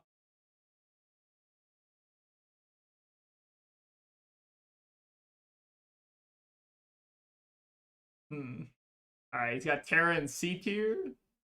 Fascinating. All right, no comment. Okay. Yeah, we got this.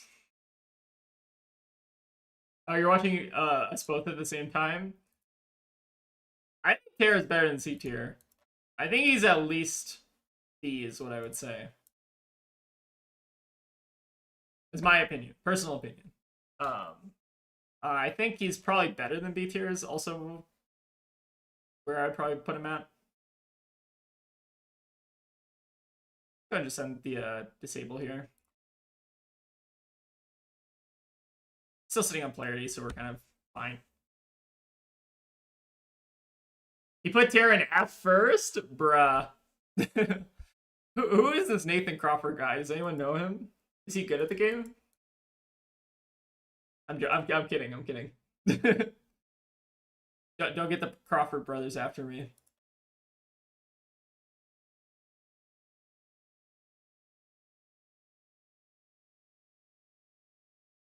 Right, let's go for this pitch.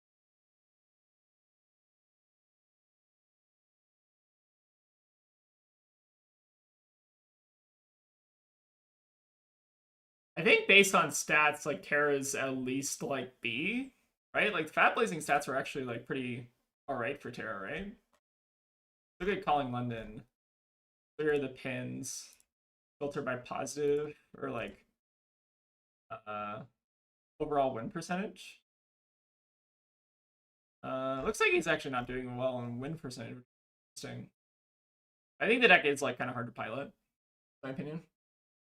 I've only heard about a shiny headman by the name of... Yeah, I know Taylor, but is he like related? Is he related to Taylor? I've never heard of this Nathan guy. This is a joke. This is a joke. This is just me me starting content drama.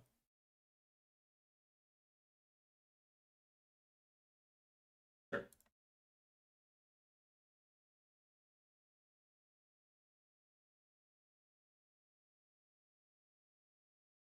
If you're running the Arcane Polarities and the Oasis, this matchup seems brutal. Like, I've been playing against Kano, not running like all this tech, and it's been fine. But like, I guess you can make it like a 0%er if you really want to. The only issue I have with this is like you're attacking for Kano, but like there are other decks you do have to kind of worry about. So like, I don't know. Feels like too much Kano tech. That's my opinion.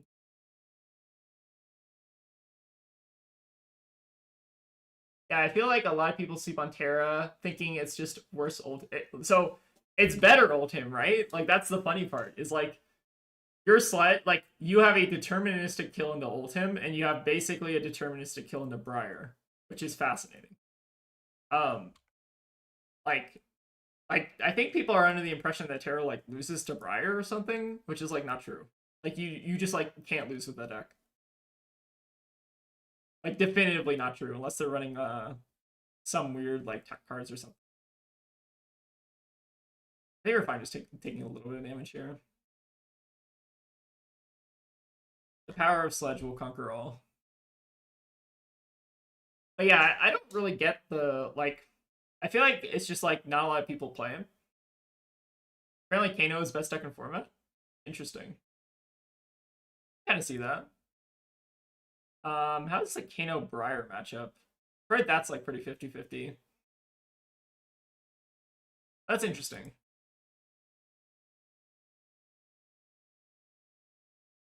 If Kano's best deck in format, I feel pretty comfortable with this then. Like, maybe we can actually bring in like some more Kano tech in our list. Entirely possible. I know I've been running into a lot of like Kano DGA on Alshar, which has been kind of weird. Maybe with DGA? What's up? Kano's running DGA now? Yeah, Kano's running the Great X Just now. straight up cheating? Straight up cheating. That'd actually be kind of sick. Yeah, Kano has a lot of like 55% matchups right now. So supposedly there are some decks that are able to deal with Kano. I think that you can tech a Terra list to be like if you're running like double polarity, I think this is actually like a pretty good spot to be. Polarity I think does end up hurting like a couple of your other matchups, but I think like hey, there's room.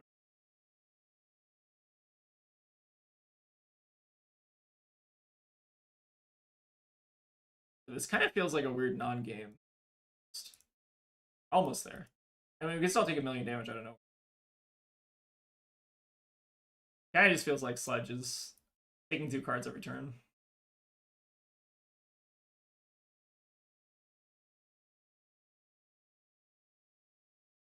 Yeah.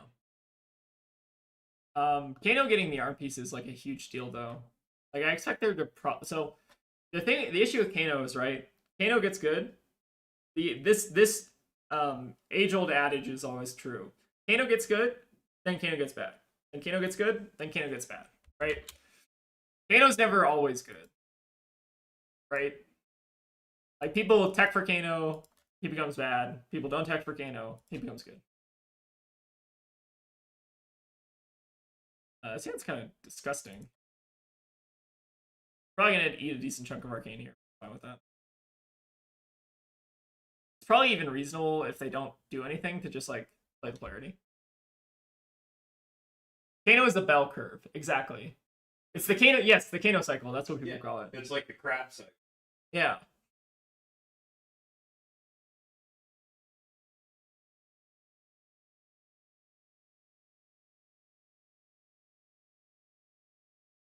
But yes, Nathan Crawford saying that Kano is the best deck in format is like mildly concerning, I guess, in the sense that like we should probably maybe rework the plan for Kano a little bit. This is like an interesting spot to be in. I guess we're just like taking an off turn here. I don't think we're blowing up next turn. Doubt it.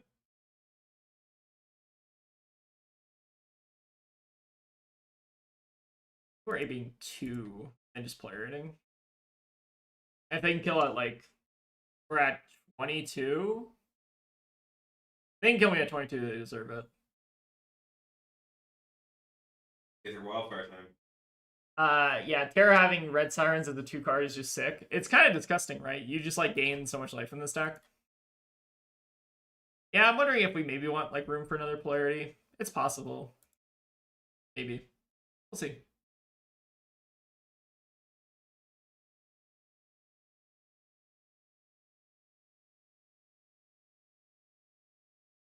Is there enough damage in April's deck to kill us? Maybe a good question. Find out, I guess. Hey, now is the time to go if they want to do something, right? Okay, you're not. 4. I will sledge. Find out.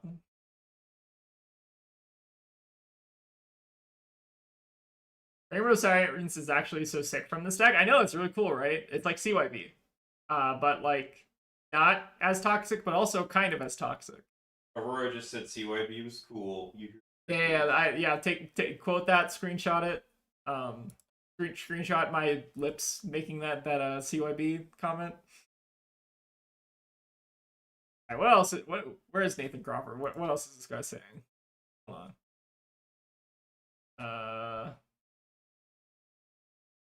Where is Nathan? All right, what's Nathan doing? All right, we got KO and we got Kano and S tier, and then we got Reiner, Bravo, Valda. Huh. Interesting tier list. Puffin. All right, Terra's not next to Puffin. Ain't no fucking way. That's so funny. All right, we got the Red Emeritus. Curious how much damage this ends up being. Still don't think it's enough though. Weak arcane respect makes strong Kano. Strong Kano makes lots of arcane. Oh, strong men make weak times or something like that. Is that what we're doing?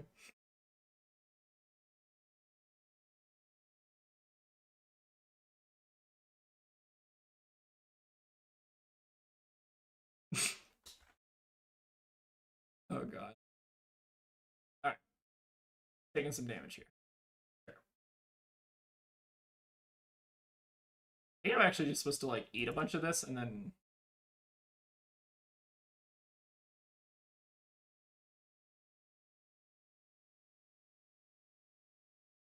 See how much this ends up being.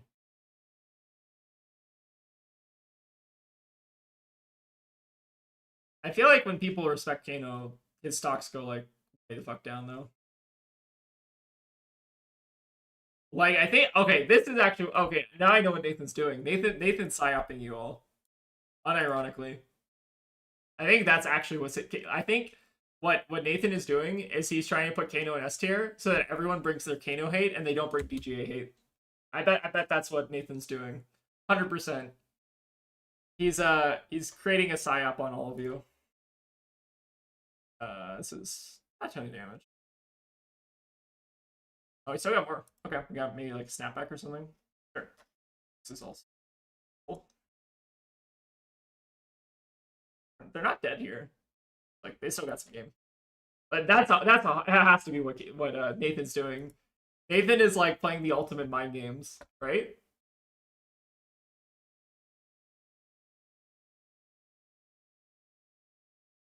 It won the showdown. That's true. Also, hello, Capomella. How's it going? I don't think he's a bad deck. It's just like, I don't know. Nathan putting it in S tier now means that it's not S tier. That's what I would have to say. It has to be, right? Like, that's how it works.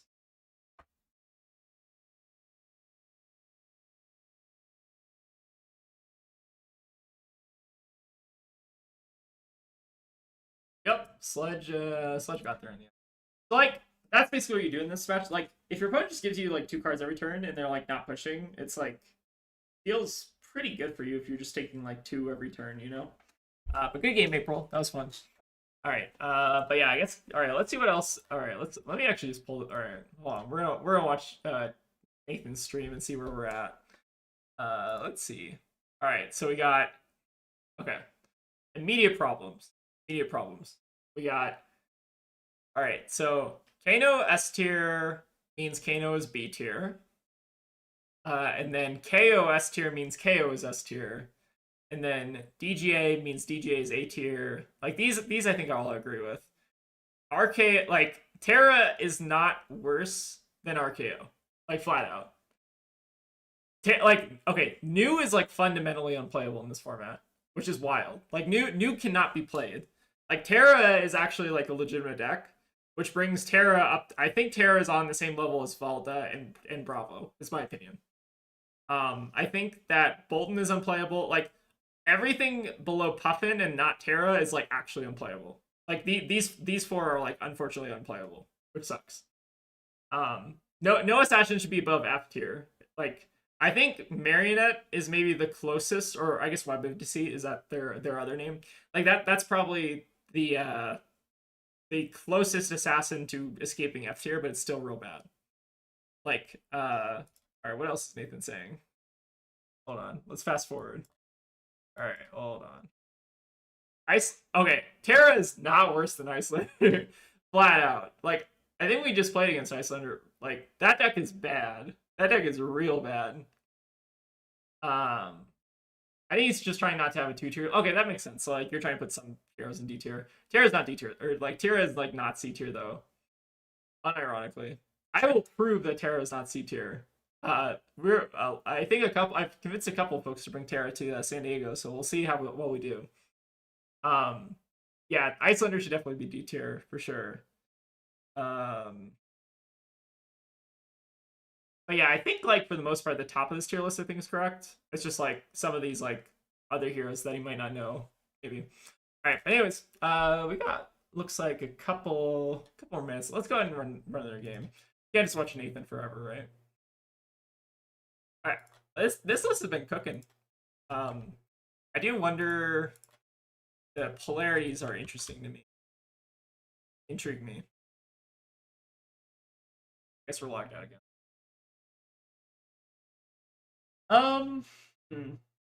Is Zen still totally unplayable post-pen? I haven't really been keeping up with spoilers and just want an excuse to play him again. I don't think he's totally unplayable. He's like I guess the equivalent thing. Oh, let me also fix the screen real quick. We're not playing against another Kano. Ain't no way. Play it better. Play a different deck. Unironically. In terms of so I would put Zen at roughly like a C tier in the sense that he's playable, but like you don't really have a reason to play him over Phi is the main issue. that 100 wins combo is kind of funny, to be honest, in Zen. So Florian is also an instant loss. This matchup is real bad. Like, I don't think it's actually winnable. So we're not gonna play it either. Like that matchup is like an unironic 0%er. Assuming they're on stack Florian, which is like the only Florian you should realistically be playing. But the deck does have like a lot of auto losses, which is unfortunate. That's like I think the one thing holding this deck back is that we don't really have a ton of proactive stuff we want to be doing that's super powerful. It's all just like generic or guardian stuff basically. If Verdance and Terra were actually in the same tier, I'd have some tough deck decisions to make. Yeah, exactly. Like they're not in the same tier at all, right? I think if Nathan sees a refined Terra list, which I think like this one's like pretty close to refined, this made 44th at the calling. Like that's not a bad deck. Another odd. So actually, this list. So my other list, I'm disrespecting Enigma entirely, but this list it might not be awful. You can try it. It's still pretty bad. The main issue here is like we're having to run Staunch, which is fucking grody. But I guess we will make do. But yeah, this is another 0%er. At least in my other list. Oh, but you see, I do have a reason to play Zyropie. I like the color blue more. That's fair. Like, I think just in terms of like deck building, it's like a little bit worse to play Phi, or it's a little bit worse to play Zen. But like Phi, they're not that far off. It just feels like Zen doesn't really have the payoff that Phi has. Like a lot of the Draconic cards are really really strong. Like our Dragonfire is really good. I think I'm supposed to pass and just see what they do here. See if I can try to pressure an aura.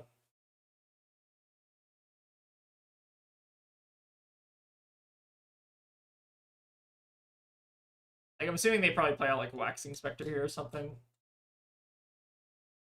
In which case we also can't kill it, but at least we can attempt to kill it, right? An Arsenal Staunch, which is borderline useless in this matchup. Yeah, like I feel like Zen is just lacking a lot of like the payoff support for like that Phi just has access to.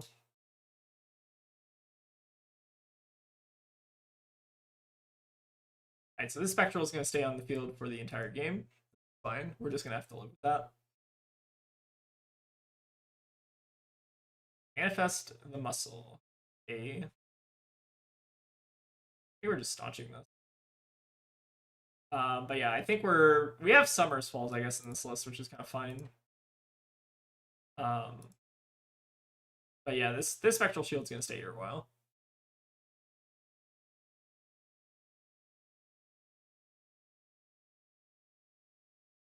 Oh, it looks like it flipped it. Yeah, why are people hating on Icelander? She's super cool. The only issue is she's like very bad. Like in terms of her actual like competitiveness, she's like not like even if we have like an all red line, like she needs basically the meta to be entirely red line for her to be like actually good. And like there are just a lot of decks that run blues, and she just like cannot deal with it, basically. Right, Spectral Shield, continue. So our goal here is we want to try to find Earth cards to put in the graveyard, but doing so is also a task in and of itself. A little sludge that could, though. Do our best. But like Icelander is a very cool hero. She's just like she got issues. She got a lot of issues.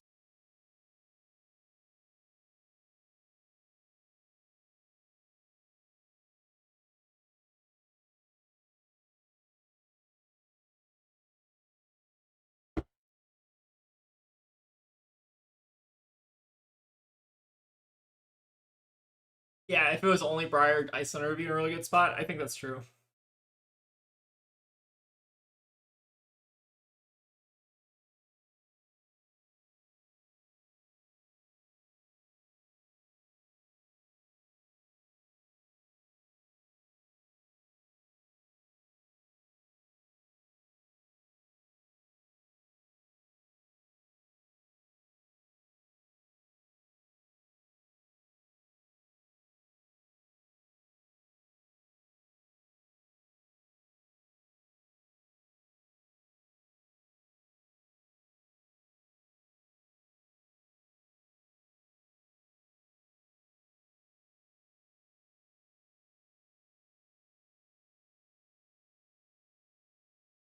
think our plan is to just like not even staunch here. I think we're just sending Sledge.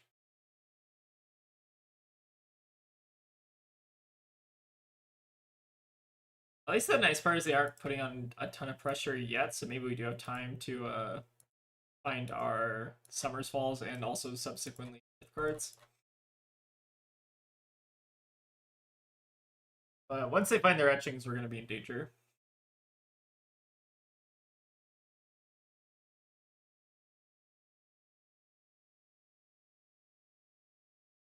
Sorry if I somehow missed a year of Guardian cards, but what was that yellow common or rare 4-block clash card? What the hell? Yeah, so these are a cycle basically. So there are 10 of these in the game. One for each basically equipment slot. So you have Clash of Heads, Clash of Arms, Clash of Legs, Clash of Shields, and then Clash of Chest. And they're kind of broken, a little bit broken. They're not like the most broken. They're pretty broken though. Like you basically get a yellow 4-block that you can use either as a pitch card, or you can just use it as a 4-block. And having a 4-block pitch card is like very good. So yeah, these are pretty sweet actually. The difference between Ice and Kano is that Kano can just go over the top and throw a nuclear warhead on your turn. Icelander's below rate, and the extra frostbite is supposed to slow the basically.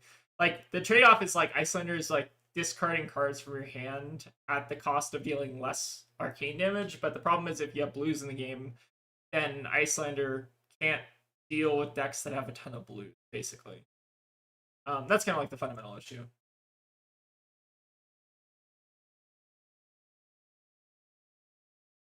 Oh, I missed that.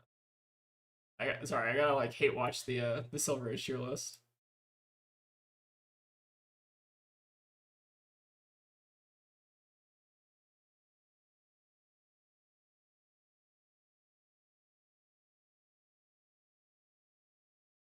I swear to God, if Nathan puts Vincent above Terra, I'm gonna like actually rage. This is so funny.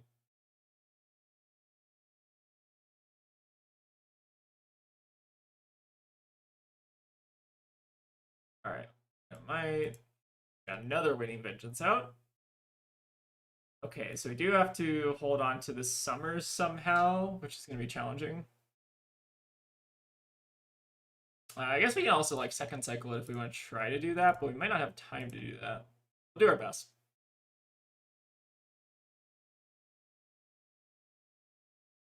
You know what would solve this problem to agree? Starts with W and ends in Waning Moon. Alameo, though impossible because Kano with Waning Moon would be devastating.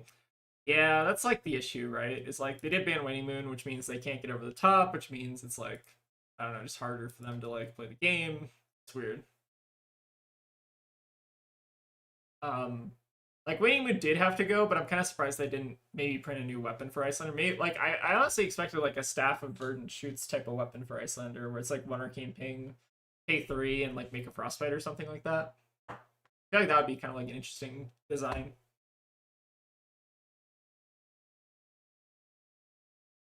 Oh my god, he's putting Vincent above Terra.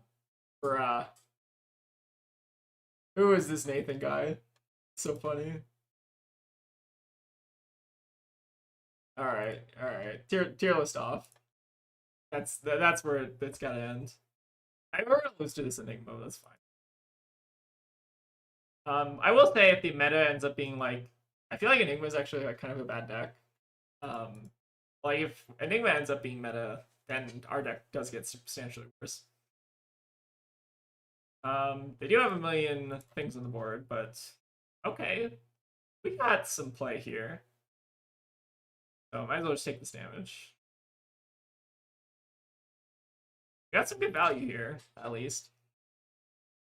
Not nothing. They're coming in for oh, they're doing something on the stack. Okay. Coming in for 13 though. Could be something, could also not be anything.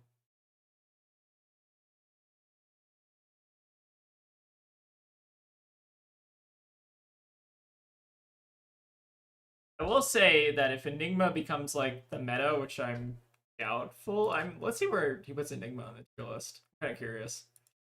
If Enigma becomes like top tier, then we probably do have an issue. But if Enigma stays like really bad into the aggro decks, which I think she kind of is, then like she gets pretty much a lot worse.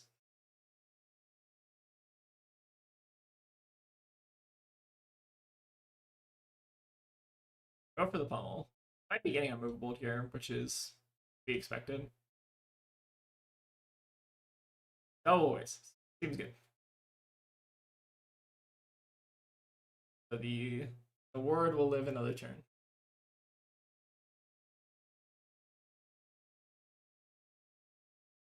Good.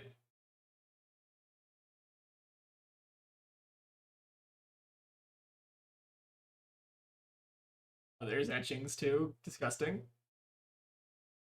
We are definitely in danger.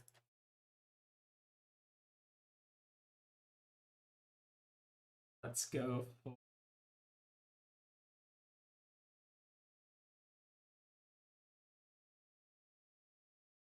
I suppose. I think we don't play the Renounce because we need to just like keep up consistent pressure. Yeah, 0 card 7. Casual. Just normal Sage things. Like, I think Etchings is probably also one of those cards that probably needs to go. It's just like a little bit too hard to deal with for some decks. I don't know. I think there's definitely like some sweeping changes you can actually like kind of make to the card pool to actually like make the format like a little bit more interesting. I think if there's just some like outlier strategies that like are very weird, right? It feels like everyone's just like kind of doing something toxic to each other basically, which is kind of...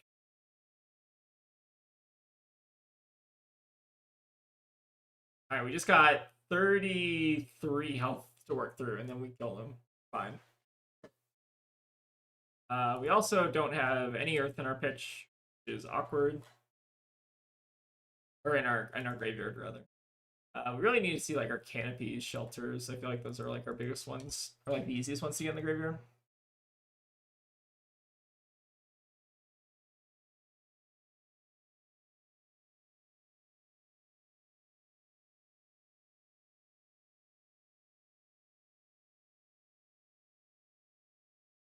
All right. Sorry, I lost chat. There you go. Well, this is a good one to wrap the stream up on. Just getting bodied by Enigma. Everyone's favorite pastime. At least I guess they're letting one of the way. Okay, we made progress. That's important. The illusion of progress, very, very. At least our waste is still on. Not nothing. The 9 counter one seems good.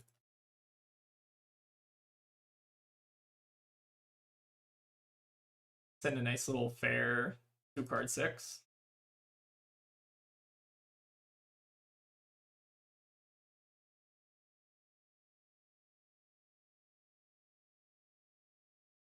This is one of those matchups I probably should have played out, but I was kind of sick against playing against Kano, so I want to see if this had a chance. But Summer's Falls are not really generally worth it, I think, if you're just running those by themselves.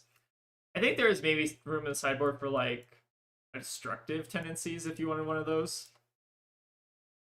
Which is maybe like the most impactful card here. But I think it's like technically techable. You just like a lot of the tech doesn't like overlap with a lot of other things too. So let's go ahead and do this. Ashen or life. As well, we go and use the canopy shelter too. Fully expect us to maybe just die here. Likely. Yeah, so my personal opinion is you just like fully write this matchup off. Like it's not actually worth really thinking about.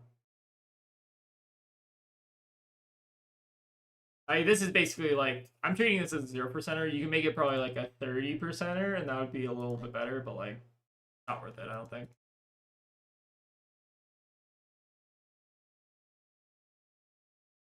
All right, we got one last sledge in us before we die, presumably.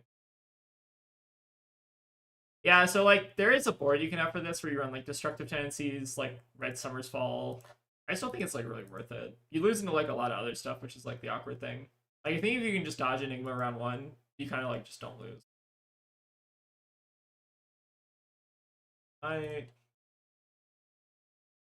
die to like 13 damage. Go again. Seems good.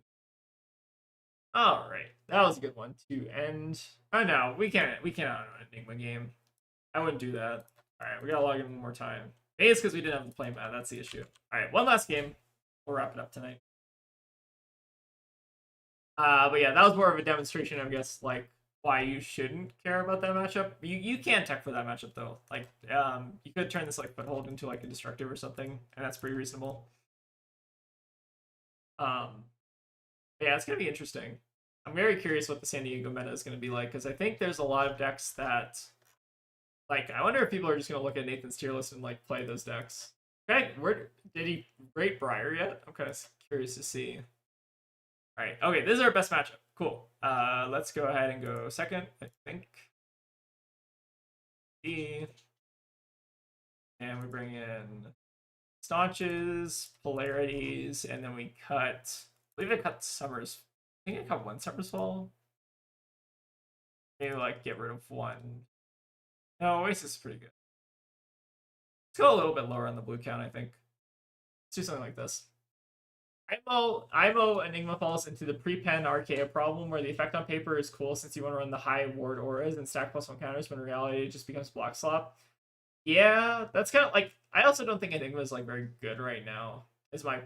She's like okay, but like she dies to so many decks. She loses to Kano, she loses to KO, she loses sometimes to DGA, which is surprising. She loses to Briar, she loses to Phi, she loses to a lot of decks right now, currently.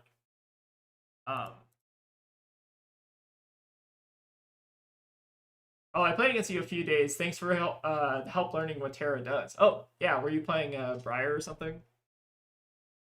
Yeah, I played against a lot of Briars on the past. Like Terra's, I think, pretty cool. Once you start to like learn what he does, I think you kind of start to see like the power. Go ahead and make a might. But our main goal in this matchup is to preserve the life total, much as possible. But this matchup is like truly 100% for us. Okay, here, I'll make a bet with you viewers. If I lose this, I will go, what would be a funny thing to do? I'll go grab a cat. How about that? I'll grab a cat anyways, but if I lose, I'll also grab a cat. All right, flourish. So one thing that the Briars are attempting to do is run like Evergreen in this matchup. That also kind of just like does not help. Oh, Briar, yeah, I've never really played against the Blitz exclusive deck, so I didn't recognize him. That's fair. Yeah, he's from the first strike decks. Yeah, I think he's fine, kind of fun. All right, we got the Rabble. And our goal is to preserve life total, so we're oh no, we're not gonna pitch that one. Sorry, we're gonna pitch this one.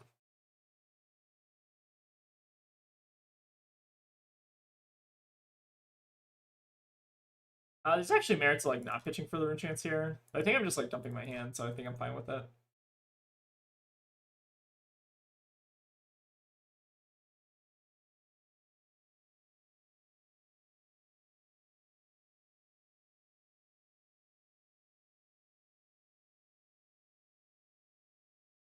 I think Briar getting Bramble in this matchup makes it a bit better for them, but it's still pretty favorable.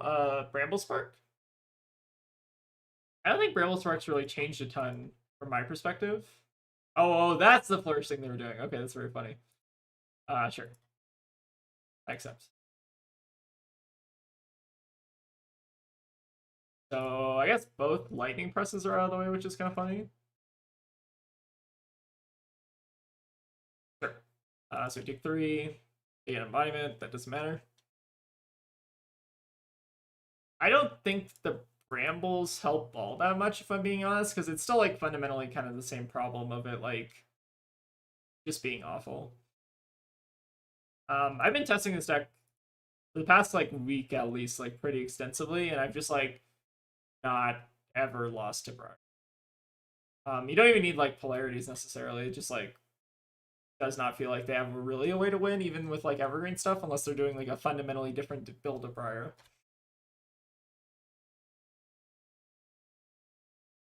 I think this is like the one really compelling reason to actually play this deck is you'll never lose to Briar. I think Ultim, I guess, has a similar thing, right? Where I think Ultim also basically never loses to Briar, which makes him kind of cool.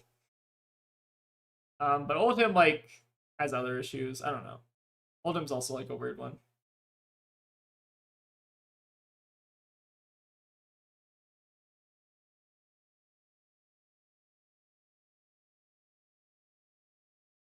Alright, block it up. Take another...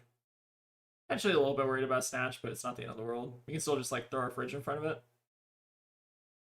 Okay, I'm fine with this. I don't even want to really give him armor. I'll just stay at a lower life total and just, like, not do anything. Seems okay to me.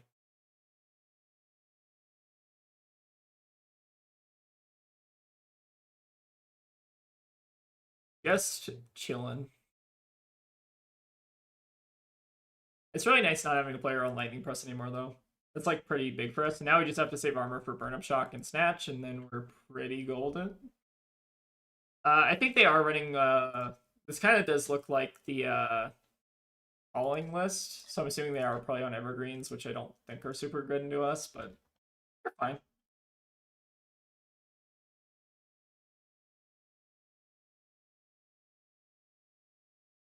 Sprout Strike is definitely a pretty big upgrade for this deck, though. Like, having an Earth Pump is actually really cool for Briar.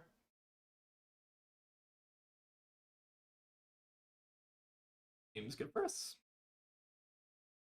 It's been a while since I've seen a yellow Lightning Press, but it is always theoretically possible.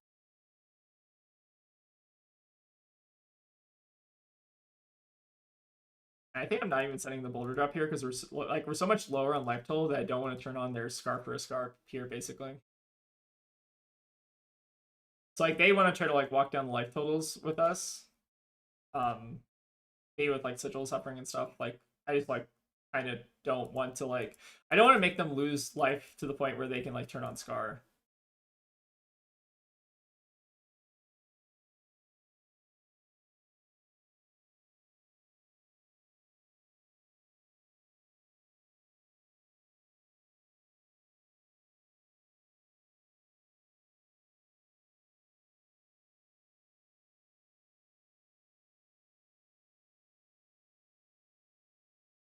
Alright, let's see what they got.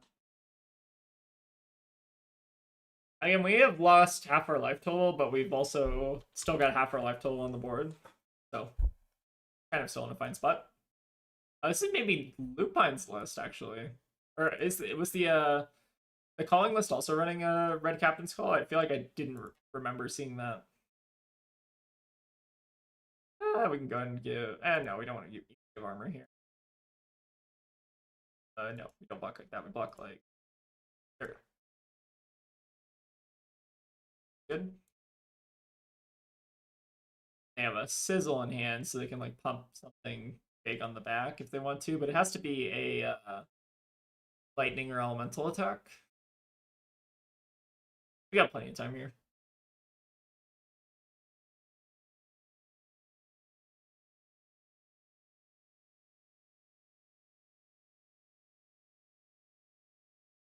Alright, we're sizzling. Garland, Starfall? Sure. They get their one Starfall turn, and we still have blocks in case the last card is Snatch. It's fine. Or like, not if they just pass here, I'm just like playing fruits. Okay, it's Snatch. Sure. Go ahead. Do they have embodiment already? No, they do not, so we'll go ahead and heal. Yeah, no rush from our side.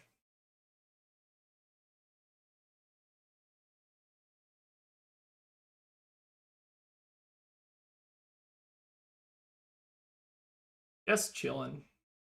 It's one of like the most relaxing matches of all time, though. I feel very relaxed. The one thing I don't like in this particular list is like the double polarity for this matchup, which like you don't, I guess, have to run the double polarity. You can also run like another block card, but polarity is sometimes like really, really awkward. I don't know. Thanks for taking the burn up shock here. That's fun. We might end up taking a lot of damage off the burn up shock, but they have used both lightning presses, so are still kind of in a fine spot. I feel like this card like hasn't connected against me in the past like 10 games probably. Finally, not a wizard. I know. People just want to play the best deck in format according to Nathan Crawford from the Card Guys, who is also Taylor Crawford's brother. So I don't think we pay.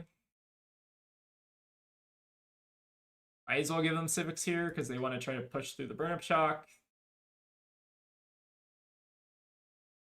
Like, they're leaving damage on the table if they don't send an attack here, right?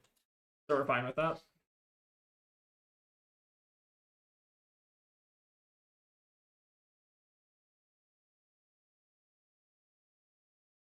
Go ahead and give our shield.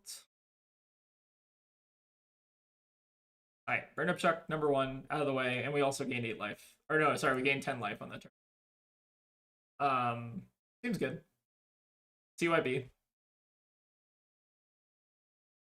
Wait, how much life did we actually get? So we double player. Yeah, it was 10 life, right? Did we take damage? We took we took arcane damage, that's why. So we took the arcane, not the physical. So functionally just gained 8 life there. Casually. Bad deck, by the way. C tier.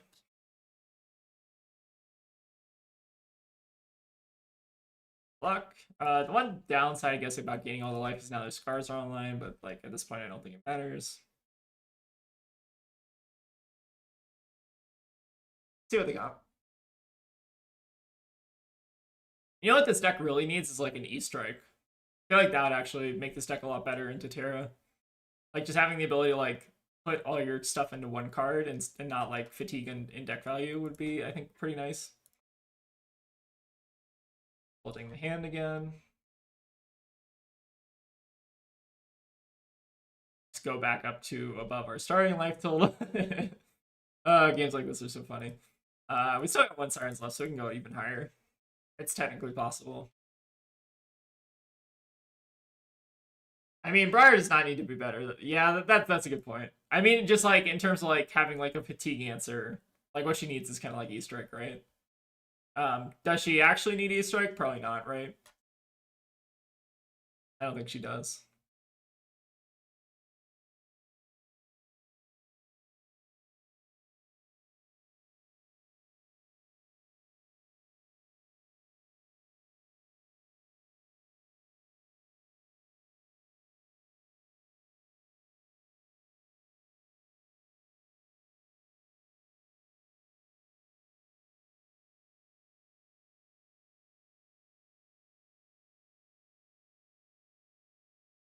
Okay, this is probably their last like super big turn here. We've also not seen any evergreens from them, so this might end very quickly. We do have to hold back a few blocks in case they have the last snatch, but that should be an easy problem to deal with. I'll probably leak some damage on the next chain link, I imagine. And we still have 1 more burn up shock, which is functionally do nothing, and then we also have Sigil Suffering, which is do nothing. Arcane Seeds is functionally do nothing. They need to close the chain to do that if they want that, though. There you go. No, not quite. Close chain first. Okay. I think they have given up on the Arcane Seeds there. That's fine. Sure.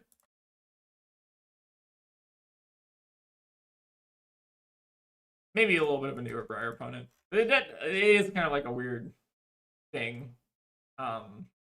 Like you have to like close the chain to get the like both sides because it will like try to play it as an instant.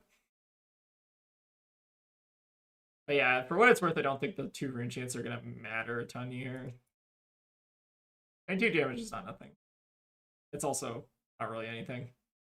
Yeah, that's normally I guess how how the Briar games go. They didn't have the Evergreen plan, which doesn't really help in this matchup even, and like the Sigil Suffering is basically just like slow you down in this matchup because you're trying to like you're basically just trying to push as much efficient damage as possible, and then like what the calling lists were trying to do is they're basically trying to get like Evergreen in Arsenal, try to loop the Evergreens, and then hope that works out. But again, it's kind of difficult to get that to line up, especially when you have a bunch of blues in hand. So it's like, I don't know. I think that this matchup is just like very overwhelmingly favored for us. But I think that's gonna probably wrap up the stream. So let me go back to the deck list. So this is the deck list from Seth11, who basically took my Battle Hardened Seattle list, copied it twice, and then added some new cards from the set. It's a really, really cool list. I think this list is like within 8 cards of the list that a couple of folks and I are working on. But I think Terra's better. Okay, not to throw shade at Nathan Crawford. Maybe he doesn't know.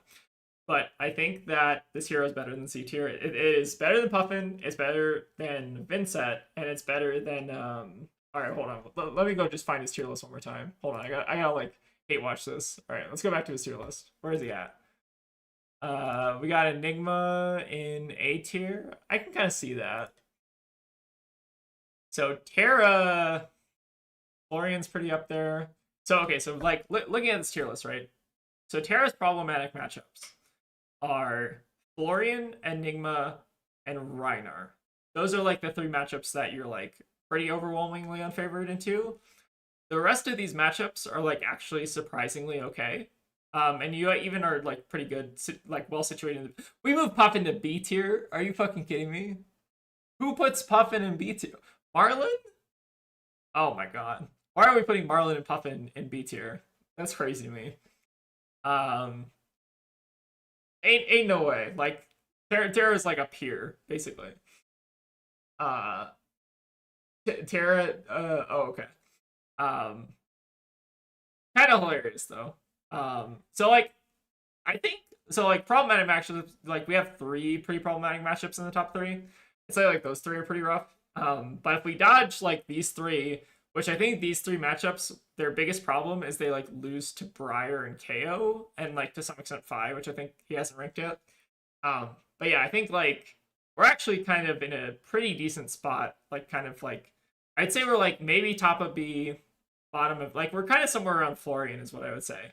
Florian does have like the chance stack thing, which is definitely pretty good, but like Florian also I think to some extent folds to aggro. I need to actually test the Florian matchup a little bit more because I think this deck also is like pretty bad into Phi, which I think is a pretty bad thing. Terra in the same tier as all those unsolved decks to tell me Nathan thinks Terra is unsolved when he's not. I think that's true, right? Like I think that if he looks at a solved Terra list and like tries to understand what it's doing, like basically what a solved Terra list is doing is it's trying to beat maybe Kano, it's trying to beat KO for sure. You 100% Briar, which is crazy. You can do okay into DGA if you have the right tech. You lose to Enigma, you beat Flavo, you beat Ultim single-handedly. You don't win against Reiner. You can beat you beat Velda, I think, most of the time. And then Florian's an auto-lust, Icelander's not a win, Dromai's not a win. You win against Plays, RKO, Vincent. Viserai is probably not great, but can be okay. Like they have a hard time chance stacking than Florian, I think.